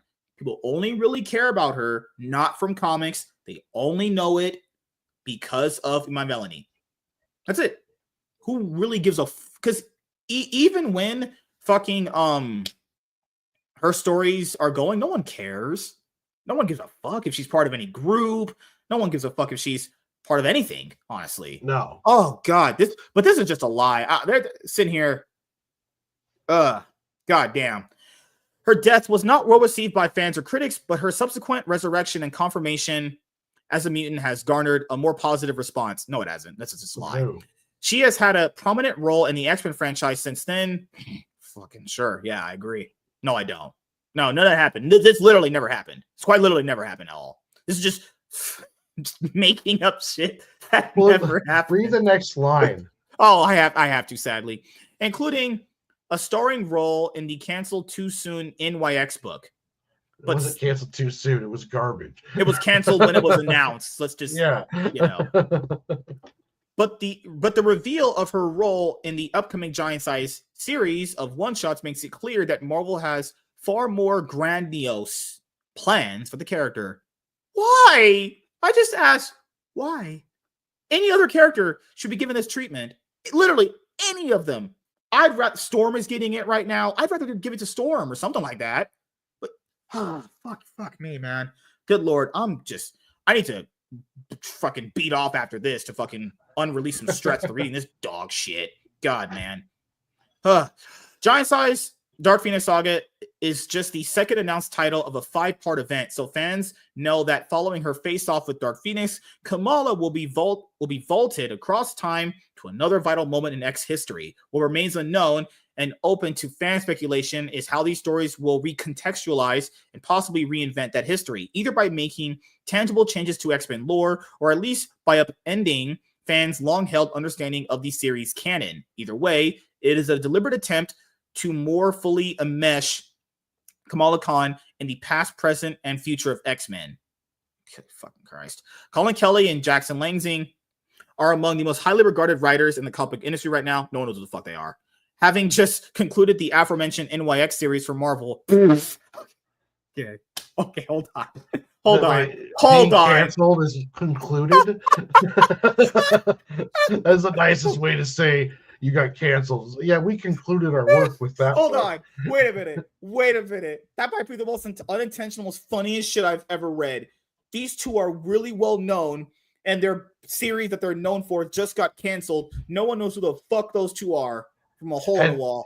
It mentions while continuing their groundbreaking tenure on IDW's Star Trek comic series, IDW almost lost the Star Trek franchise because of how bad they are doing with those books. So yeah, this article is the reader of this article is just, or the writer of it is just terrible. Like they are just so hard fanboying, it's ridiculous. They are on a short list of creators who fans can trust to do this Phoenix Saga Redux at least some measure of justice. Like, oh Jesus! What? Wow, it's like Kelly and Lansing paid this person money. Like, I just can't take this seriously. And Screen Rant gets a lot of. I don't hate them because their articles are always well structured, even though they're bullshitting a lot of time. Guys, this is bullshit. Colin Kelly and Jackson Lansing are the most hot. That's already bullshit. This is the level of gaslighting. Like, quit gaslighting us in your article, Screen Rant. Like, none of this stuff is true. Having just right here concluded, all of this right here, literally this fucking right here. All that shit is just L. Yeah. Whoever wrote that is someone's getting paid some good money to write that. Next time I get fired from a job, I'll be like, I concluded my work here. My stomach hurts so bad. Screen Rant, thank you for giving me this laugh. Oh shit, this is so fucking funny. They said these writers were the most highly regarded writers in the industry right now. Literally not true. That's just an object. Not even objective. That's just a factual lie. Who they are is how bad their work is. Like, I only knew who they were because the NYX series got canceled, and that's the joke. That series was canceled when it was announced. Yeah. I stole that from someone, but I'm keeping that one for comic book lingo. Oh God. Kelly and Lansing spoke about the original story's impact and what they can potentially add it, noting, I'll be honest here, I don't care what they're gonna say here. I don't give a fuck personally. I don't care. It doesn't matter. I should read it. That way, if we can fucking reference this, I'm back if they're ever taking me back. I'm joking, guys. We'll go over it. The Dark Phoenix Saga is one of the enduring high watermarks, not just for X-Men comics, but for superhero stories as a whole. Claremont and John Byrne. Byrne, yeah. Claremont and Byrne changed the game with this story, and 45 years later, it's still the kind of story you can return to again and again for renewed depth and brilliance. Okay, let's just say that's true. Why the fuck are you touching it then?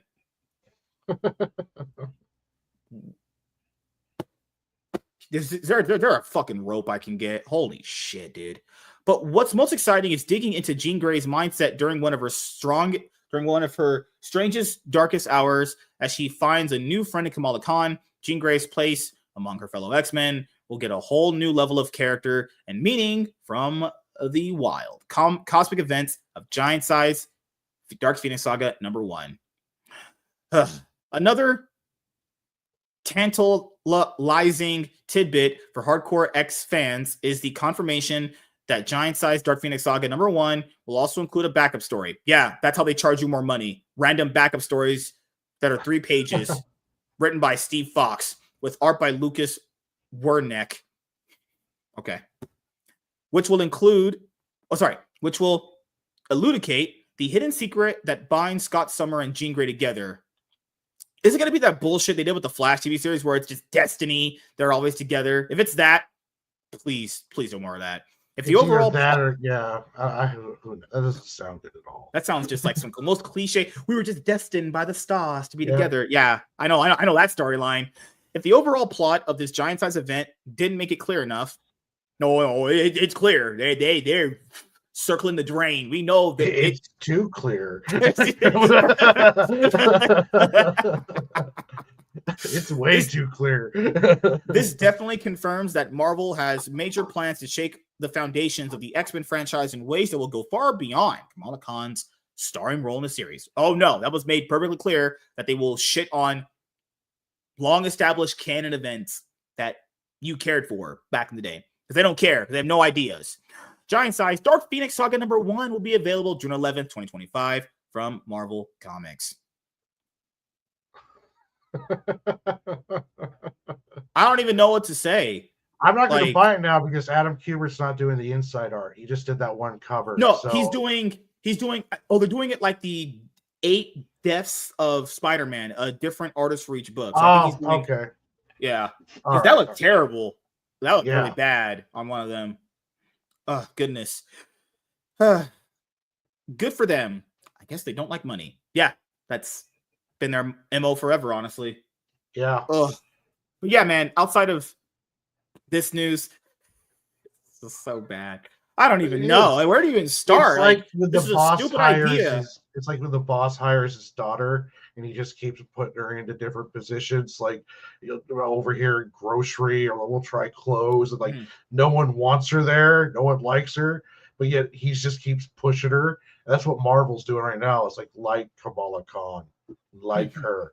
Like her, please. Like she just literally. Oh God, it's like, man, I can't use those references. We're just getting this character literally forced down our throats constantly. You know, like my wife that I don't have. You know, that doesn't exist. When I'm fantasizing about her just taking my fat BBC down her throat all the way to her esophagus, like that kind of thing. Yeah, exactly. We're talking like tears in our eyes at this point, you know? The mouse is just wrecking our childhood. I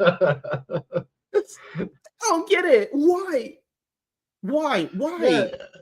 Yeah, it's just so stupid. You're going to just randomly make her a mutant because the TV show did it, and then you're going to turn around and ram her through X-Men history. And they're already talking about how this is going to be permanent. Like, they're not saying it exactly, but it's like they're doing hints. So it's almost like, we're going to make this permanent, but we don't want you guys to lose your shit yet. So we're going to slowly leak that out. Oh, God, goodness gracious. Marvel, get better ideas. Not even just with this.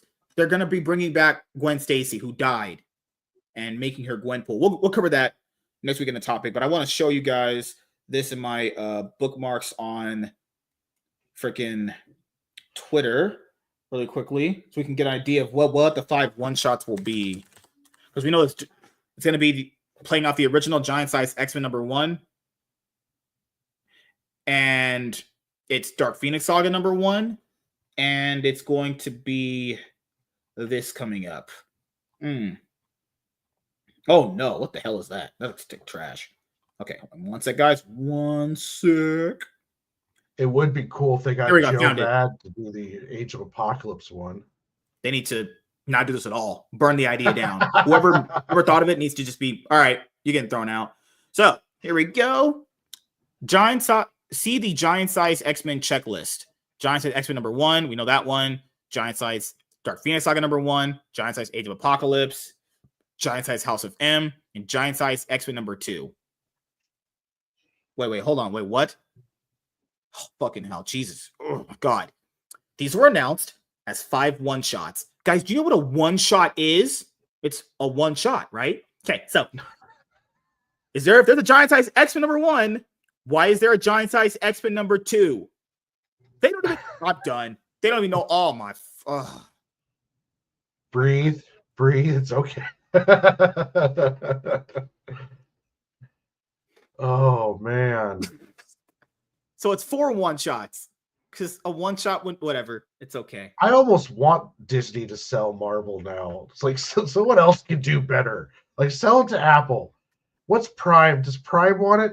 Hey guys, this is 5 one-shots. Yeah. That's actually 4 one-shots. Oh. Just here, Disney, Marvel. Here, have this. Please take this. I'm Michael Jordan. Stop it. Get some help. Exactly. Well, yeah, man. Any of your closing thoughts on this horrible Marvel Comics giant size X-Men decision? Oh no! I mean, it's just you hope that they like DC. It's like okay, I can point to multiple things that they're doing to try to change the course of what's been going on the last like 5 years. Marvel's just like when I think they're starting to do better, it's like oh no, wait a minute, there it is. There it is. They still haven't changed one bit. Never mind. They're using all the buzzwords and all the bullshit. Oh, God. Well, as you guys know, for me, this is a terrible idea. This is a bad idea. Completely terrible. This will hopefully maybe sort of sell well because it'll just be one-shots for one-shots. It'll just be number 1s. This can't have any readership to it. There's no way. What X-Men fan is looking forward to having their great history with Chris Claremont retconned? Or The House of M, which is written by Jonathan Hickman. Who's looking forward to that? Who wrote the Age of Apocalypse story? I totally forgot, honestly. I don't think anyone is. Really. I think this is going to be it's not going to be a good sell for them. I don't really see it. Maybe the collector market's hurting. Scott Lobdell. That's the guy's name. Okay. The collector market's hurting. So it's like, if you're trying to create these cool like collector one shots where there's all these, this is just to collectors. Stuff. It has to. Yeah, this is key issue stuff. It's like, hey, get the one where Kamala Khan retcons Dark Phoenix. Mm-hmm. If you notice, all of them are number 1s except for the last one. So that number 1s are always more sellable because they're always keys. They're introducing new characters. So yeah, this is like a collector cash grab almost. It was written by C.B. Cebulski. I guess they have conflicting right. Okay, I guess this was a multiple time thing. Apparently, it's a X-Men Age of Apocalypse by C.B. Cebulski. Oh yeah, of course he would be okay with it. He's a fucking that's Marvel's cuck bitch boy for their editing team. Good. So Lord. yeah, it's it seems like a collector's event. It seems like Marvel really hasn't learned their lesson. They're not letting any character organically grow. They just want to try to ham fist certain stuff into you. And we know they want to fist. We know they want to fist you. They're doing a lot of fisting. The mouse has a big fist. They're surely digging my ass out. So yeah, I don't even know if I'll read. I'll probably go to the comic shop, see it, flip through it, and if I like the art, I might buy it. But if not, I don't. For the story, it does not sound appealing at all. And the writers have a horrible track record. They damn near cost IDW Star Trek as a franchise. Like the Star Trek almost left them and went somewhere else. So it's like, nah, yeah, you guys are garbage right now. Mm-hmm. Well, yeah, Marvel's just ran out of ideas. Circling the drain is an understatement at this point. The house of dumb ideas. If you ever wanted Chris Claremont to ever come back and be an ongoing writer for X-Men, that's not happening now. So yeah. Good job with that, Marvel. He'll come on for like 4-issue miniseries, but that's it. because you just told him go fuck yourself for creating this long-standing X-Men history that a lot of people, have loved over the years. Even though person talked about it, yeah, this is a great story this guy wrote. So you're just gonna go on and just destroy it, tamper with it? Like that makes any fucking sense? Like these people are just stupid. Yeah. And whenever you mess with canon like this, you're tap dancing on a landmine. And the Acolyte learned this. And there's a lot of stuff that goes on. Like if you try to go in there and add to canon, you better be damn sure that you understand the canon, and you better be damn sure what you're doing is going to come off right. Because if not, it just looks like either a cash grab or it looks disrespectful. All right. So thank you guys for checking out this video. If you guys are returning viewers or new viewers, then please consider subscribing to the channel if you have not already. Leave a like on this video if you enjoyed it and comment down below. Also, make sure you guys hit the notification bell. That way you guys can get notified on whenever I upload a brand new video or go live. I am MSK, aka Master Swag King, and we're going to sign out, guys. See you guys later. Deuces. Peace. All right. We're here for like another 10 minutes and wrap it up because this is we'll be here back tomorrow with Absolute Wonder Woman and then go over Number 2. more bullshit with the comic book industry. What? Yeah, your chat loves me. They know me well. I'm likable. I'm a gentleman. See, this is great. I'm like a bad boy. I dig down the ladies. Jeez, man. Oh gosh. I'm not gross. What the heck? I am partly gross. Okay, wait a minute. That might come back to bite me in the ass saying that. Out of context, it sounds kind of weird. Gosh. Let's see. What is this? Oh, goodness gracious. Do you ever go to movie theaters to like rewatch classic movies? I've never did that.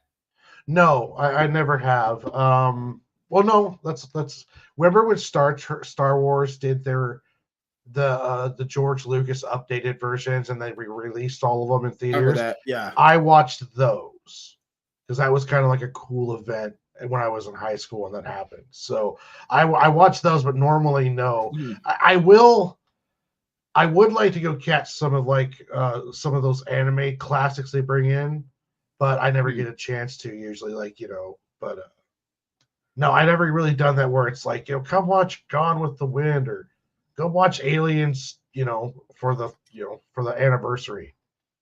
God, man. Dude. Goodness gracious. Women. Don't worry. I don't get excited easily. I'm a stern man. Women will not excite me when I'm on a show. I'm firm. Kidding. But they are re-releasing one of my favorite movies of all time. Truly a masterpiece of filmmaking right here. If you guys go and watch any documentary about all the trouble they went through with filming. The fact that it went through this much trouble and still came out as great a movie as it did, that's just anything short of a miracle, honestly. Well, sometimes the great films will have horrible filming, but they come out just beautiful. It creates great art. But yeah, sorry for interrupting. No, you're fine. The film Jaws is being re-released in theaters to celebrate its 50th anniversary from August 29th to September 4th, 2025. This event has sparked excitement among fans and film enthusiasts who recognize Jaws as the first summer blockbuster and a significant influence in cinema. Discussions around this re-release include personal experiences of watching the film, its cultural impact, and debates on its timing, with some suggesting a 4th of July release might be even more fitting. The re-release is seen as an opportunity for both new viewers and longtime fans to experience the suspense and thrill of Jaws on the big screen once again.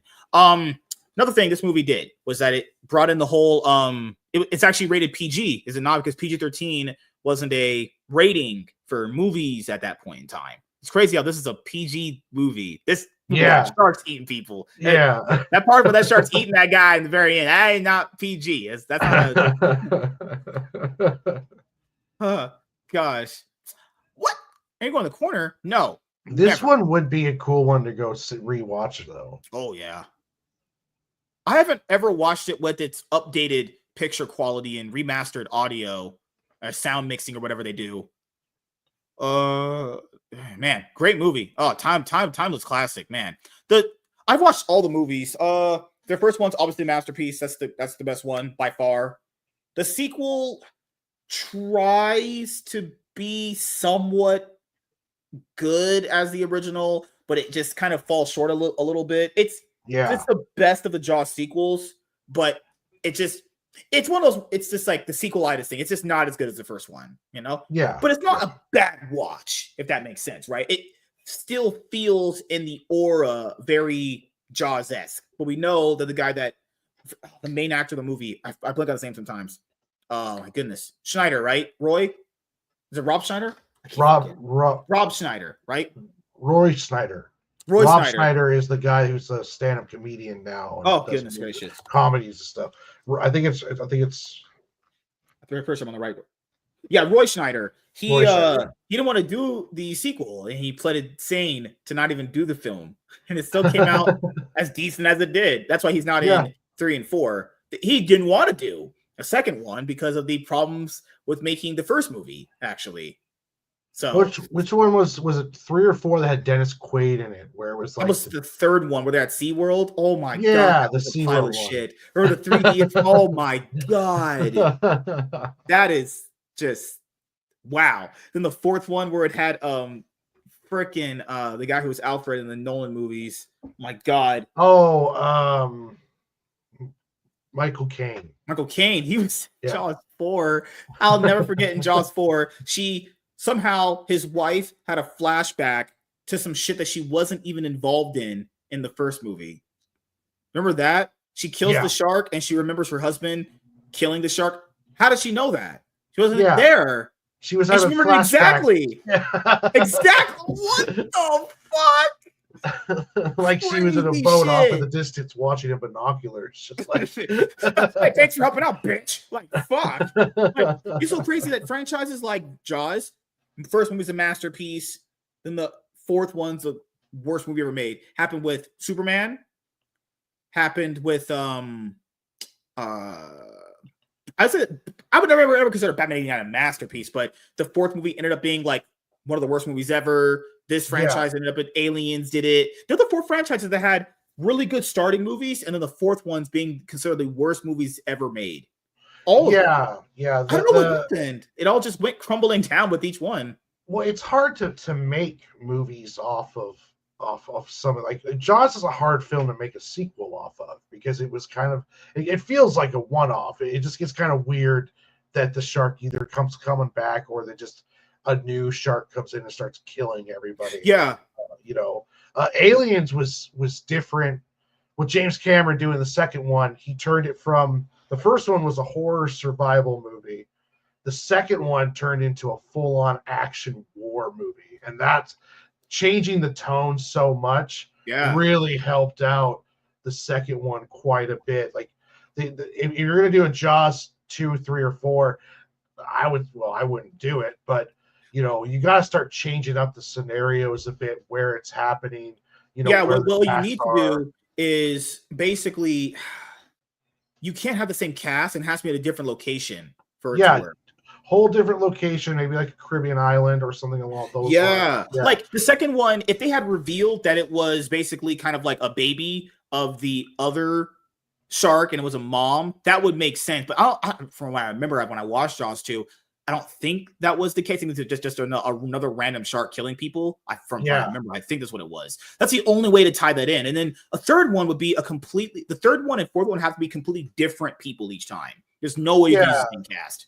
The second one was the third one. Remember, they tried using his sons, and it's like, like why is this family being attacked by giant psychotic sharks all the time? It's just like it just gets weird. Like, no, you gotta separate, and every movie be a different family, different location, different scenario. The SeaWorld one was dumb. I would have much rather seen like a fishing village or something along those lines. I think that would have been more interesting. The whole SeaWorld thing was just dumb as shit. Man. Was it the synchronized skiers part where like it was terrible. One of the weeks that we're going to do a show, we're not going to do a comic book review. We're going to do a movie review on a movie that I want to talk about before the sequel comes out. But I think it's going to. Have you ever seen Crawl, the alligator movie by Alexandra Aja? No, I haven't. Is that one pretty good? That's why I wanted you to see it because I need to rewatch it because I know the first time I really Well, yeah. So watch it. at some point we'll do it. It won't be anytime soon, but Okay. Yeah, I'll check that one out. We have to make. We were planning on mixing in movie reviews for these things too. But goddamn, Jaws, great movie. A movie that they should re-release. The Thing. Release The Thing. I might actually go and rewatch that. God, what? Yeah, I would go watch that, especially the Kurt Russell one. How in the world was that movie critically panned? It was critically panned. What the fuck? That's how you can tell critics sometimes aren't cooking. Like, I understand critics look at movies differently from like casuals, but there's no way that had to have been like manufactured or something against like John Carpenter. Like, I personally feel maybe it's a conspiracy theorist. I think it was people that didn't like him potentially and wanted to kind of like shit on him and cause word of mouth for his movies to fail. Because if you look at this guy's filmography, Halloween. He did Halloween, the first one, which is considered a great movie in of itself. And The Thing, this guy creating bad movies doesn't sound anything like him. Like, I mean, Escape from New York was a classic. But that's what I was saying. Sometimes those cult classics, the reviewers, they get their thumbs up their ass sometimes. They don't understand like a fun movie or they don't understand the nuance of just an entertaining film. Everything has to be a certain way, and everything has to be like what a masterpiece or just like the worst thing ever. It's like, no, like keep in mind, if I give I don't give movies ratings anymore like I used to, like 7 out of 10s, because I feel like sometimes the default number is I'll give it a 7 out of 10, even though the movie's probably like a 4 out of 10, or like people give them grades, but they stopped doing that a long time ago. I kind of will just describe movies in adjectives, like good, bad, average, okay. I think it's better for a lot of people to kind of get a range of what you're trying to talk about when it comes to a movie. I would probably give, what's the movie we're talking about? Forgot. Fucking hell. Remind me again. Good Lord. My brain's fried. We're talking about, critics, right? And the average popcorn flick. If a popcorn flick to me is a good B movie, I think that's fine. Yeah. As long as it's just, because keep in mind, you're not always going to be watching something really good. If it's just good overall, I think that's fine. Like, why isn't just being good enough? Like, that's what always never, that's been boggling my mind sometimes. Why isn't just good enough? It has to be excellent. It has to be great. It has to just be the best thing ever, Yeah, well, some people define themselves by being able just to tear everything apart. Like, it makes them feel smarter. Like, all you idiots like this, and I know the truth because I'm sophisticated. Bro, on YouTube now, you have like people that'll be like, this movie film essay, this was massively misunderstood, and I'll tell you why. Oh, yeah, God. Yeah. Like I saw a bunch of videos on. I even knew some of the people that made the videos for the Joker 2 that they were trying to justify how good that movie was, and I'm just like, no, stop it. That was a terrible movie. I literally just don't understand how there was people even like it. It's a horrible movie. Joker 2 is a bad movie. Yeah, it was terrible. It was absolutely terrible. I did a video recently with Anna's Gameland. We did it on an MSK show episode, but I released a clipped version of it to you guys. We broke down every reason why it could be a bad movie. Now, if you happen to like it, that's fine. Movies are subjective or whatever, but that movie's bad. If you're asking me personally, I think it stinks. Yeah. Well, and I sometimes prefer to talk about the bad ones because I like dissecting what went wrong. Yeah. Like with the Dark Knight, the Dark Knight Rises. That was another movie that was like 75% of it was good, and then Bruce Wayne gets his back broke, and then they end up in a prison in a Middle Eastern country. Yeah, it's that second act that really kind of knocks the movie down, and the reveal of Talia al Ghul was not good. Like, there's that whole part where how did he get back to Gotham that fast after having his back broken? How was he moved? Like, it's just Here's the funny part. So Bane breaks. Sean Bruce recommended that to me. I actually like watching shark movies, like really bad shark movies. I love that. Did you like the Jason Statham ones? With the Meg? I watched the Meg. I watched the first one. The second one. No. Oh, the sequel is so dumb. It's good. Like, they completely just the first one though, is it not? That is the first one. Well, the first one was good. I love both of them, but the second one, they just kind of turned up the fun factor, almost like the Fast and Furious movies, how they started off as like street level So racing you're movies. saying they need the Meg franchise now? Yeah, the Meg franchise. The second one was they had some ridiculous shit in it, but it was so good. God, man, because I'm gonna have to rewatch Shark Night again because I have to review it because I was supposed to review it with Selena, but then she didn't come through because she was busy. We did a watch party for it, but just didn't matter. So don't worry, guys. Once I review Shark Night 3D, because I have to rewatch it again, I'll try and make sure we get more movie reviews. And I know you guys like the reviews, but watching movies and doing everything we're doing is just it's a lot. It's hard to take 2 hours out of my schedule to watch a movie. Like I'm terrible. I'm so far behind on anime and TV shows. Like I have to set up my iPad on my drawing table just so that way I can have it playing while I'm drawing, so I can try to at least somewhat watch it, because I don't have time to just stop making comics or doing this kind of stuff and then just sit down and watch a 2-hour movie.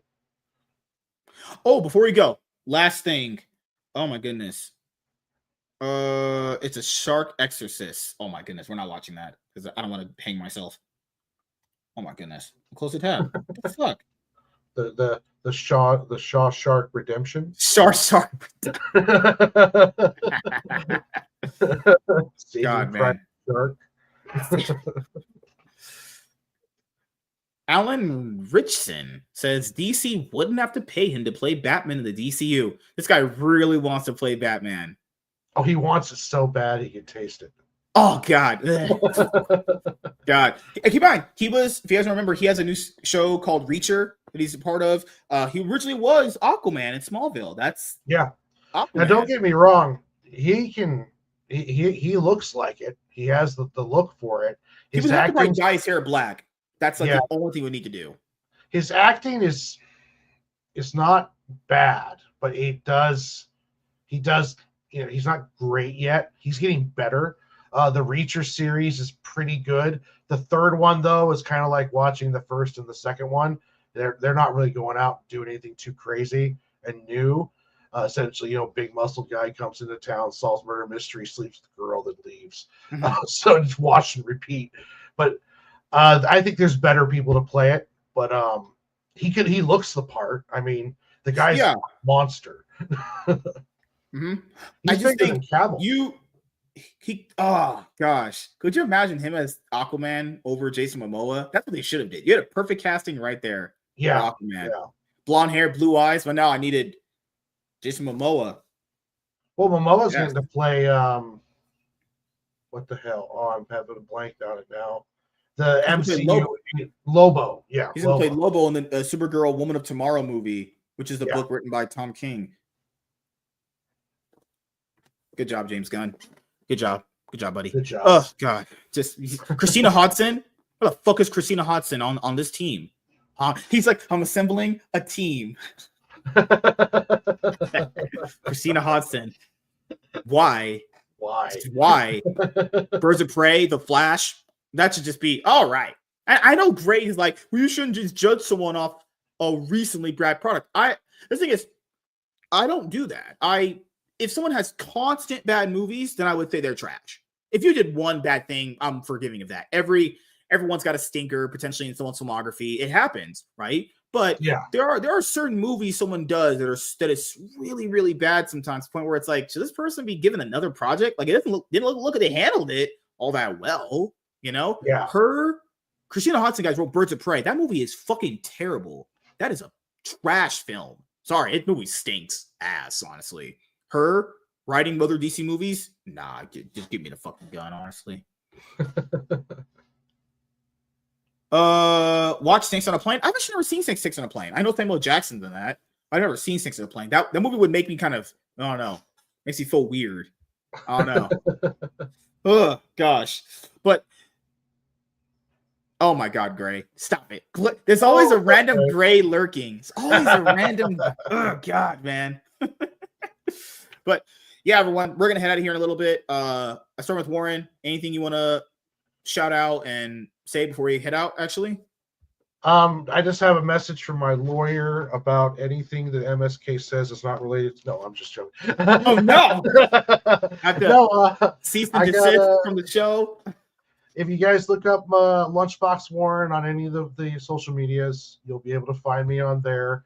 I've spent a lot of time doing videos on TikTok. I'm going to be live streaming on doing my process for issue 4 of my comic book, and I'll be showing up on here talking with MSK. So guys, if you want to keep track of me, just look up Lunchbox Warren in the in any of the searches, Facebook, Instagram, and you'll find me on there.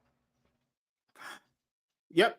And as you guys know, for myself, oh my goodness, you're mean. Oh my god. I'm always she actually thinks I'm a nice person, which I generally am a person that goes from good to mean depending on it. I will overall always be generally respectful, but if someone says something so absolutely fucking stupid, I'm sorry, I have to just tell you you're retarded. I'm sorry.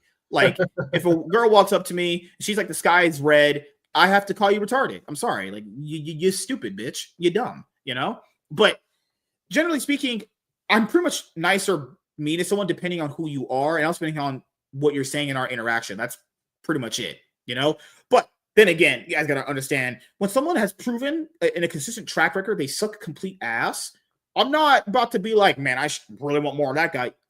Example, Zack Snyder. No more movies out of that guy I need to watch. Already pretty much consistently proven to me he sucks complete donkey ass at making movies. So I don't need to watch anything more of that guy. People said he did these really good ones. I'll watch them later when I Netflix and chill with a bitch or something. So then never then. Yeah. I watched Army of the Dead. That's enough Zack Snyder to last a lifetime. That was a piece of literal shit. I forced myself to watch both of the extended cuts of Rebel Moon, and I'll never get that time back again. That's like when the movie's over, you're like, fuck, I actually wasted. That's the joke right there, is I wasted life witnessing this. Yeah, I was at the premiere, I would have punched Zack Snyder at the meet and greet. I was like, this is terrible. What the fuck were you thinking? That guy is such a fucking hack, man. He's like, well, Warner Brothers stopped me from releasing the movie that I wanted to. Then why didn't you just put out the full movie on Netflix then? Which he ended up doing, but he still got a theatrical release. That guy, no studio needs to waste money hiring that fucking hack. That fucking lying piece of fucking shit he is. Oh, they didn't let me release my PG. They made me release the movie that I don't want to release. But you did the same thing on Netflix then. You released a theatrical version of it. Then you released the Snyder cuts. Why are you First of all, if you're on a streaming service, why not just fucking release your Snyder cut versions of Rebel Moon on the service without a theatrical cut? That's simple. But no, he's such a fucking unbelievable hack. He's actually so retarded. He literally thinks he's smarter than everyone. Oh, that guy, man, I'll never watch movies out of that guy. I'm good. I'm done. I can't. His movies are just bad. I'm sorry. Like Man of Steel, outside of the action, is just not that good. BVS is good trash. Action director. He's a good action director. And it's just like me. I'm good at one thing. Yeah. Everything else is kind of suspect. Someone's always good at one thing, I'm very good at pleasing ladies. That's my thing, being a Riz master and a top G. You don't believe me, but it's okay. It's all good. I like 300, but when someone else is writing and he's not doing anything of his own except for just visually directing, he does good.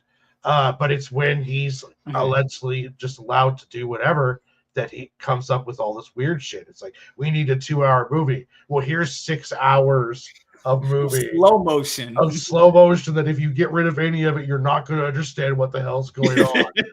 And then some poor editor is trying to cut this down to 2.5 hours, and it's like, by the time they get done, it's like, I don't know what the fuck is going on. Release the Snyder cut. And it's like, well, now I've watched 4 hours of Justice League and I barely know what's going on. I watch the Snyder cut, forget like half of it existed. Feel like it's one of the greatest super movies ever made. That movie is so damn forgettable. Well, the only thing I don't understand is if you're Josh Whedon and they come in, okay, we need you to fix this shit, and he takes out the Flash time travel scene, which was arguably the only really beautifully good scene in that entire Snyder cut. He took that out, and I'm just like, why would you take that out of all of the other bullshit? You took out the time travel scene, which was like just a gorgeously well done scene. Oh my god, dude. The fucking geez. Oh, damn. Speaking of Zack Snyder, the best movies people like out of that guy is Dawn of Dead, 300, and Watchmen. Those are I think the three that people said that's where he cooks the best. And those are the three that he didn't write. James Gunn wrote Dawn of Dead, Frank Miller, and Alan Moore. Alan Moore. Yep. Yeah. All movies he literally didn't write. Yeah. Are the stuff that he takes the credit for. Now, I did watch that animated series that he directed for Netflix with the Vikings. That one was, it might have been just because I watched Rebel Moon, but that one was pretty good. It wasn't that bad as the other stuff. It was much better flow than Rebel Moon was. Rebel Moon was just, but yeah. Aquaman is the worst superhero, worse than Superman. Well, then again, I'm Aquaman in real life. I can get girls wet constantly. I had to do it. Fish? I had to do it. I had to do the joke. No sex with fish. No. Gosh. Gray said, what did he say up here before we go? Okay, but what if he writes, directs? No. Gray, listen to me. That was Army of the Dead. That literally was Army of the Dead. He wrote, directed, and produced all of it. And it just, suddenly was a movie of all time. Truly cinema at its finest. Truly cinema that I wanted to hang myself after watching. Army of the Dead is trash. How the fuck did that ever win an Oscar? Another problem is his wife could be the best editor on the planet, but if she's given 5 hours a movie and you really can't take away too much of it without ruining the story. What you mentioned earlier about what people do with him. I think his fans started that. His fans did that thing where they say, oh, well, you're just not smart enough to understand it. What about this? What if I understood it and I just didn't fucking like it? It's just that simple. Some people can understand stuff. They just don't fucking like it. You know? Yeah. Like, I do agree that some people don't really understand what they're looking at or paying attention to it. I understand that.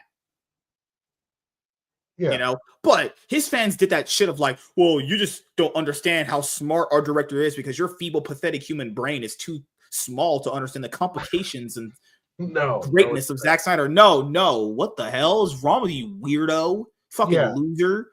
Like, Sucker Punch is one movie they bring up, which it's a movie that had potential, but the execution was off on it. I like the idea. He had a really good idea with it. The visuals were really great, but it wasn't well executed and it come off as kind of weird. But I like the idea of like these girls are going through a traumatic situation and this is how their brain reacts to it and how they get through this trauma is by these fantasies. And it's the same thing that like we used to do as kids. You run scenarios through your head and your imagination and you become the hero of your own story playing on a playground. That's kind of what I thought Sucker Punch was trying to do. But it just wasn't well cut. People, if you need to release a director's cut for all your movies, you're probably just not that good of a filmmaker, just being honest here. Because the thing is, people that know director's cuts aren't even like, I know his is popularized as something big, and there's the Donner cut that's really special, or the Blade Runner one. Guys, average people don't give a fuck about director's cuts like that. What's in the theatrical version is what they consider canon, and that's it. Because if you need a theatrical cut to explain a bunch of other random shit because it was edited out, maybe it turns out you didn't really write that good of a movie then. Because if everything has to be edited down to a certain degree, you probably just fucking suck ass, honestly. There's a thing, like if you get paid. And why does that same law of logic not apply to anybody else but him? No one else has that. No one else gets the benefit of the doubt either. Michael Bay doesn't get that. Michael Bay doesn't get release the Transformers cut. Like you I was going to say, but yeah, it's like, you have to fill a 2-hour space. You should make your movie fit where it's watchable in 2 hours. Like the Russo brothers were able to make a team film in Civil War and make it work in a 2-hour time period. Zack Snyder's excuse of like, I filmed 5 hours, and it's like, well, it doesn't help anybody. No theater is going to play a 5-hour movie. We don't want to sit through a 5-hour movie, and you're not doing your job if they have to cut out 3 hours of what you filmed, and then now you get to say, well, if you see the director's cut, you'll understand everything. Well, it's like, no, you can make it understandable in 2 hours. And if you can't, then you need to really work on what you're doing. You know, did I say Facebox? I meant Facebook. I see them talking about me over there. But yeah, it's like, dude, you have a job. Just do the, make it in 2 hours. If someone pays me to do a 24-page comic book, and then I bring them a 100-page comic book, and they got to cut out, that's another thing that he got in trouble for. 76 pages. He kept over filming. Yeah. Yeah, he would legitimately deliberately over film. What are you doing? It's vital to his storytelling. Like it's 3 hours, and it's like, well, what do you need out of these? Like, how do we cut out 2 hours? It's like, well, you can't. Like Batman versus Superman, you lost the entire Lex Luthor plot when they cut it down. To be fair, you kind of lost the plot when he casted Jesse Eisenberg, but I get your point. Even after they added the director's cut, because I watched the director's cut of Batman v Superman. I think I have. And pretty sure I did. It's not much better. I mean, it's not like it's like, now we understand that Lex Luthor was more behind everything, but it really doesn't make it that much better. It doesn't make it makes any more sense. Mm-hmm. There's really no reason why Batman wants to kill Superman.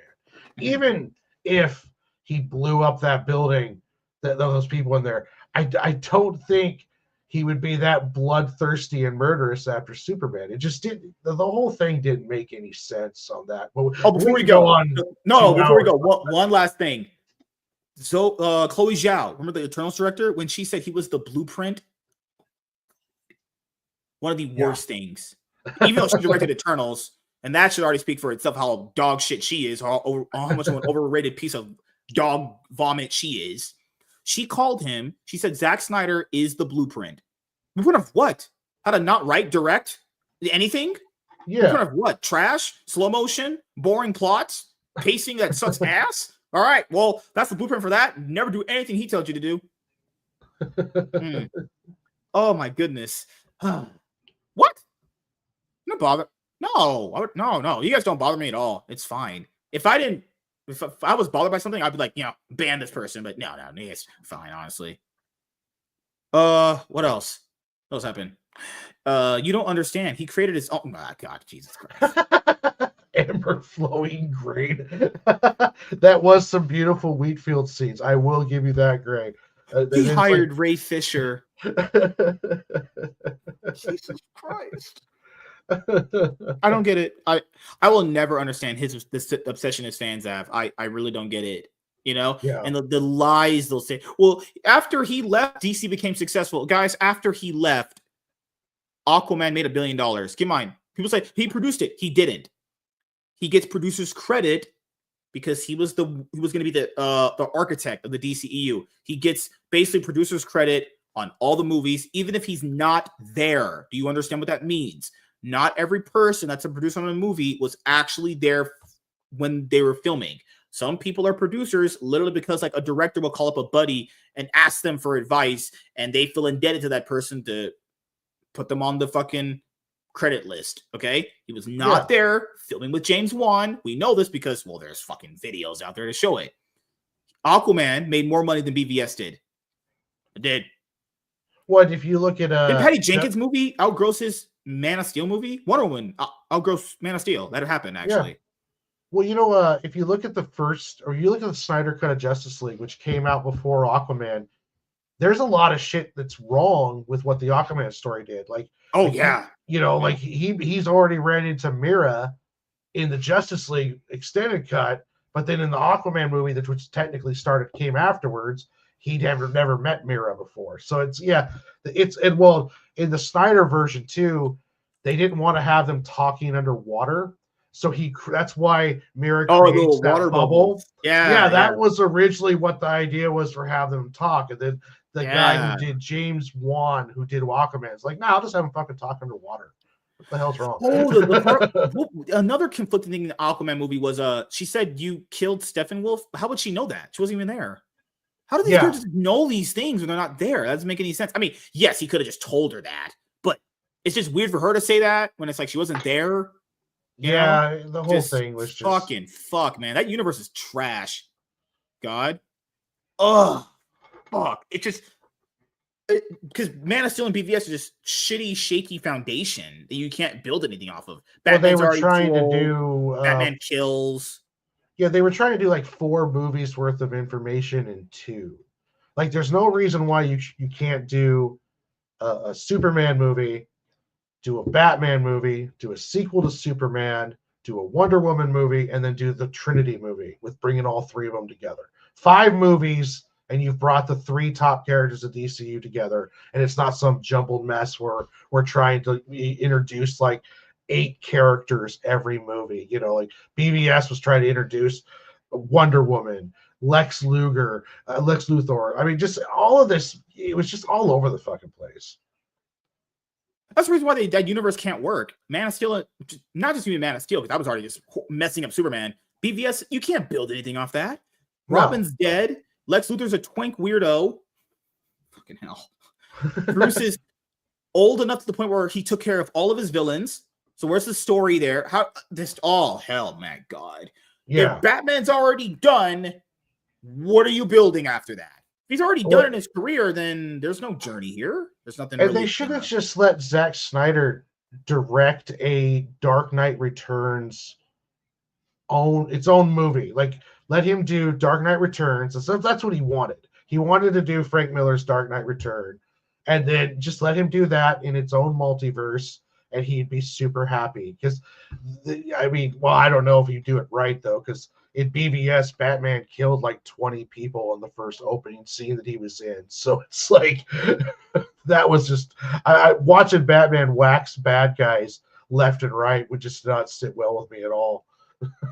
It's like, he's not the Punisher, guys. He's not just going to blow up a car with 5 dudes in it. Like, it was nothing. Like, oh, they're just henchmen. Screw them. Oh God, I don't get it. Oh my God, he did have fantasies.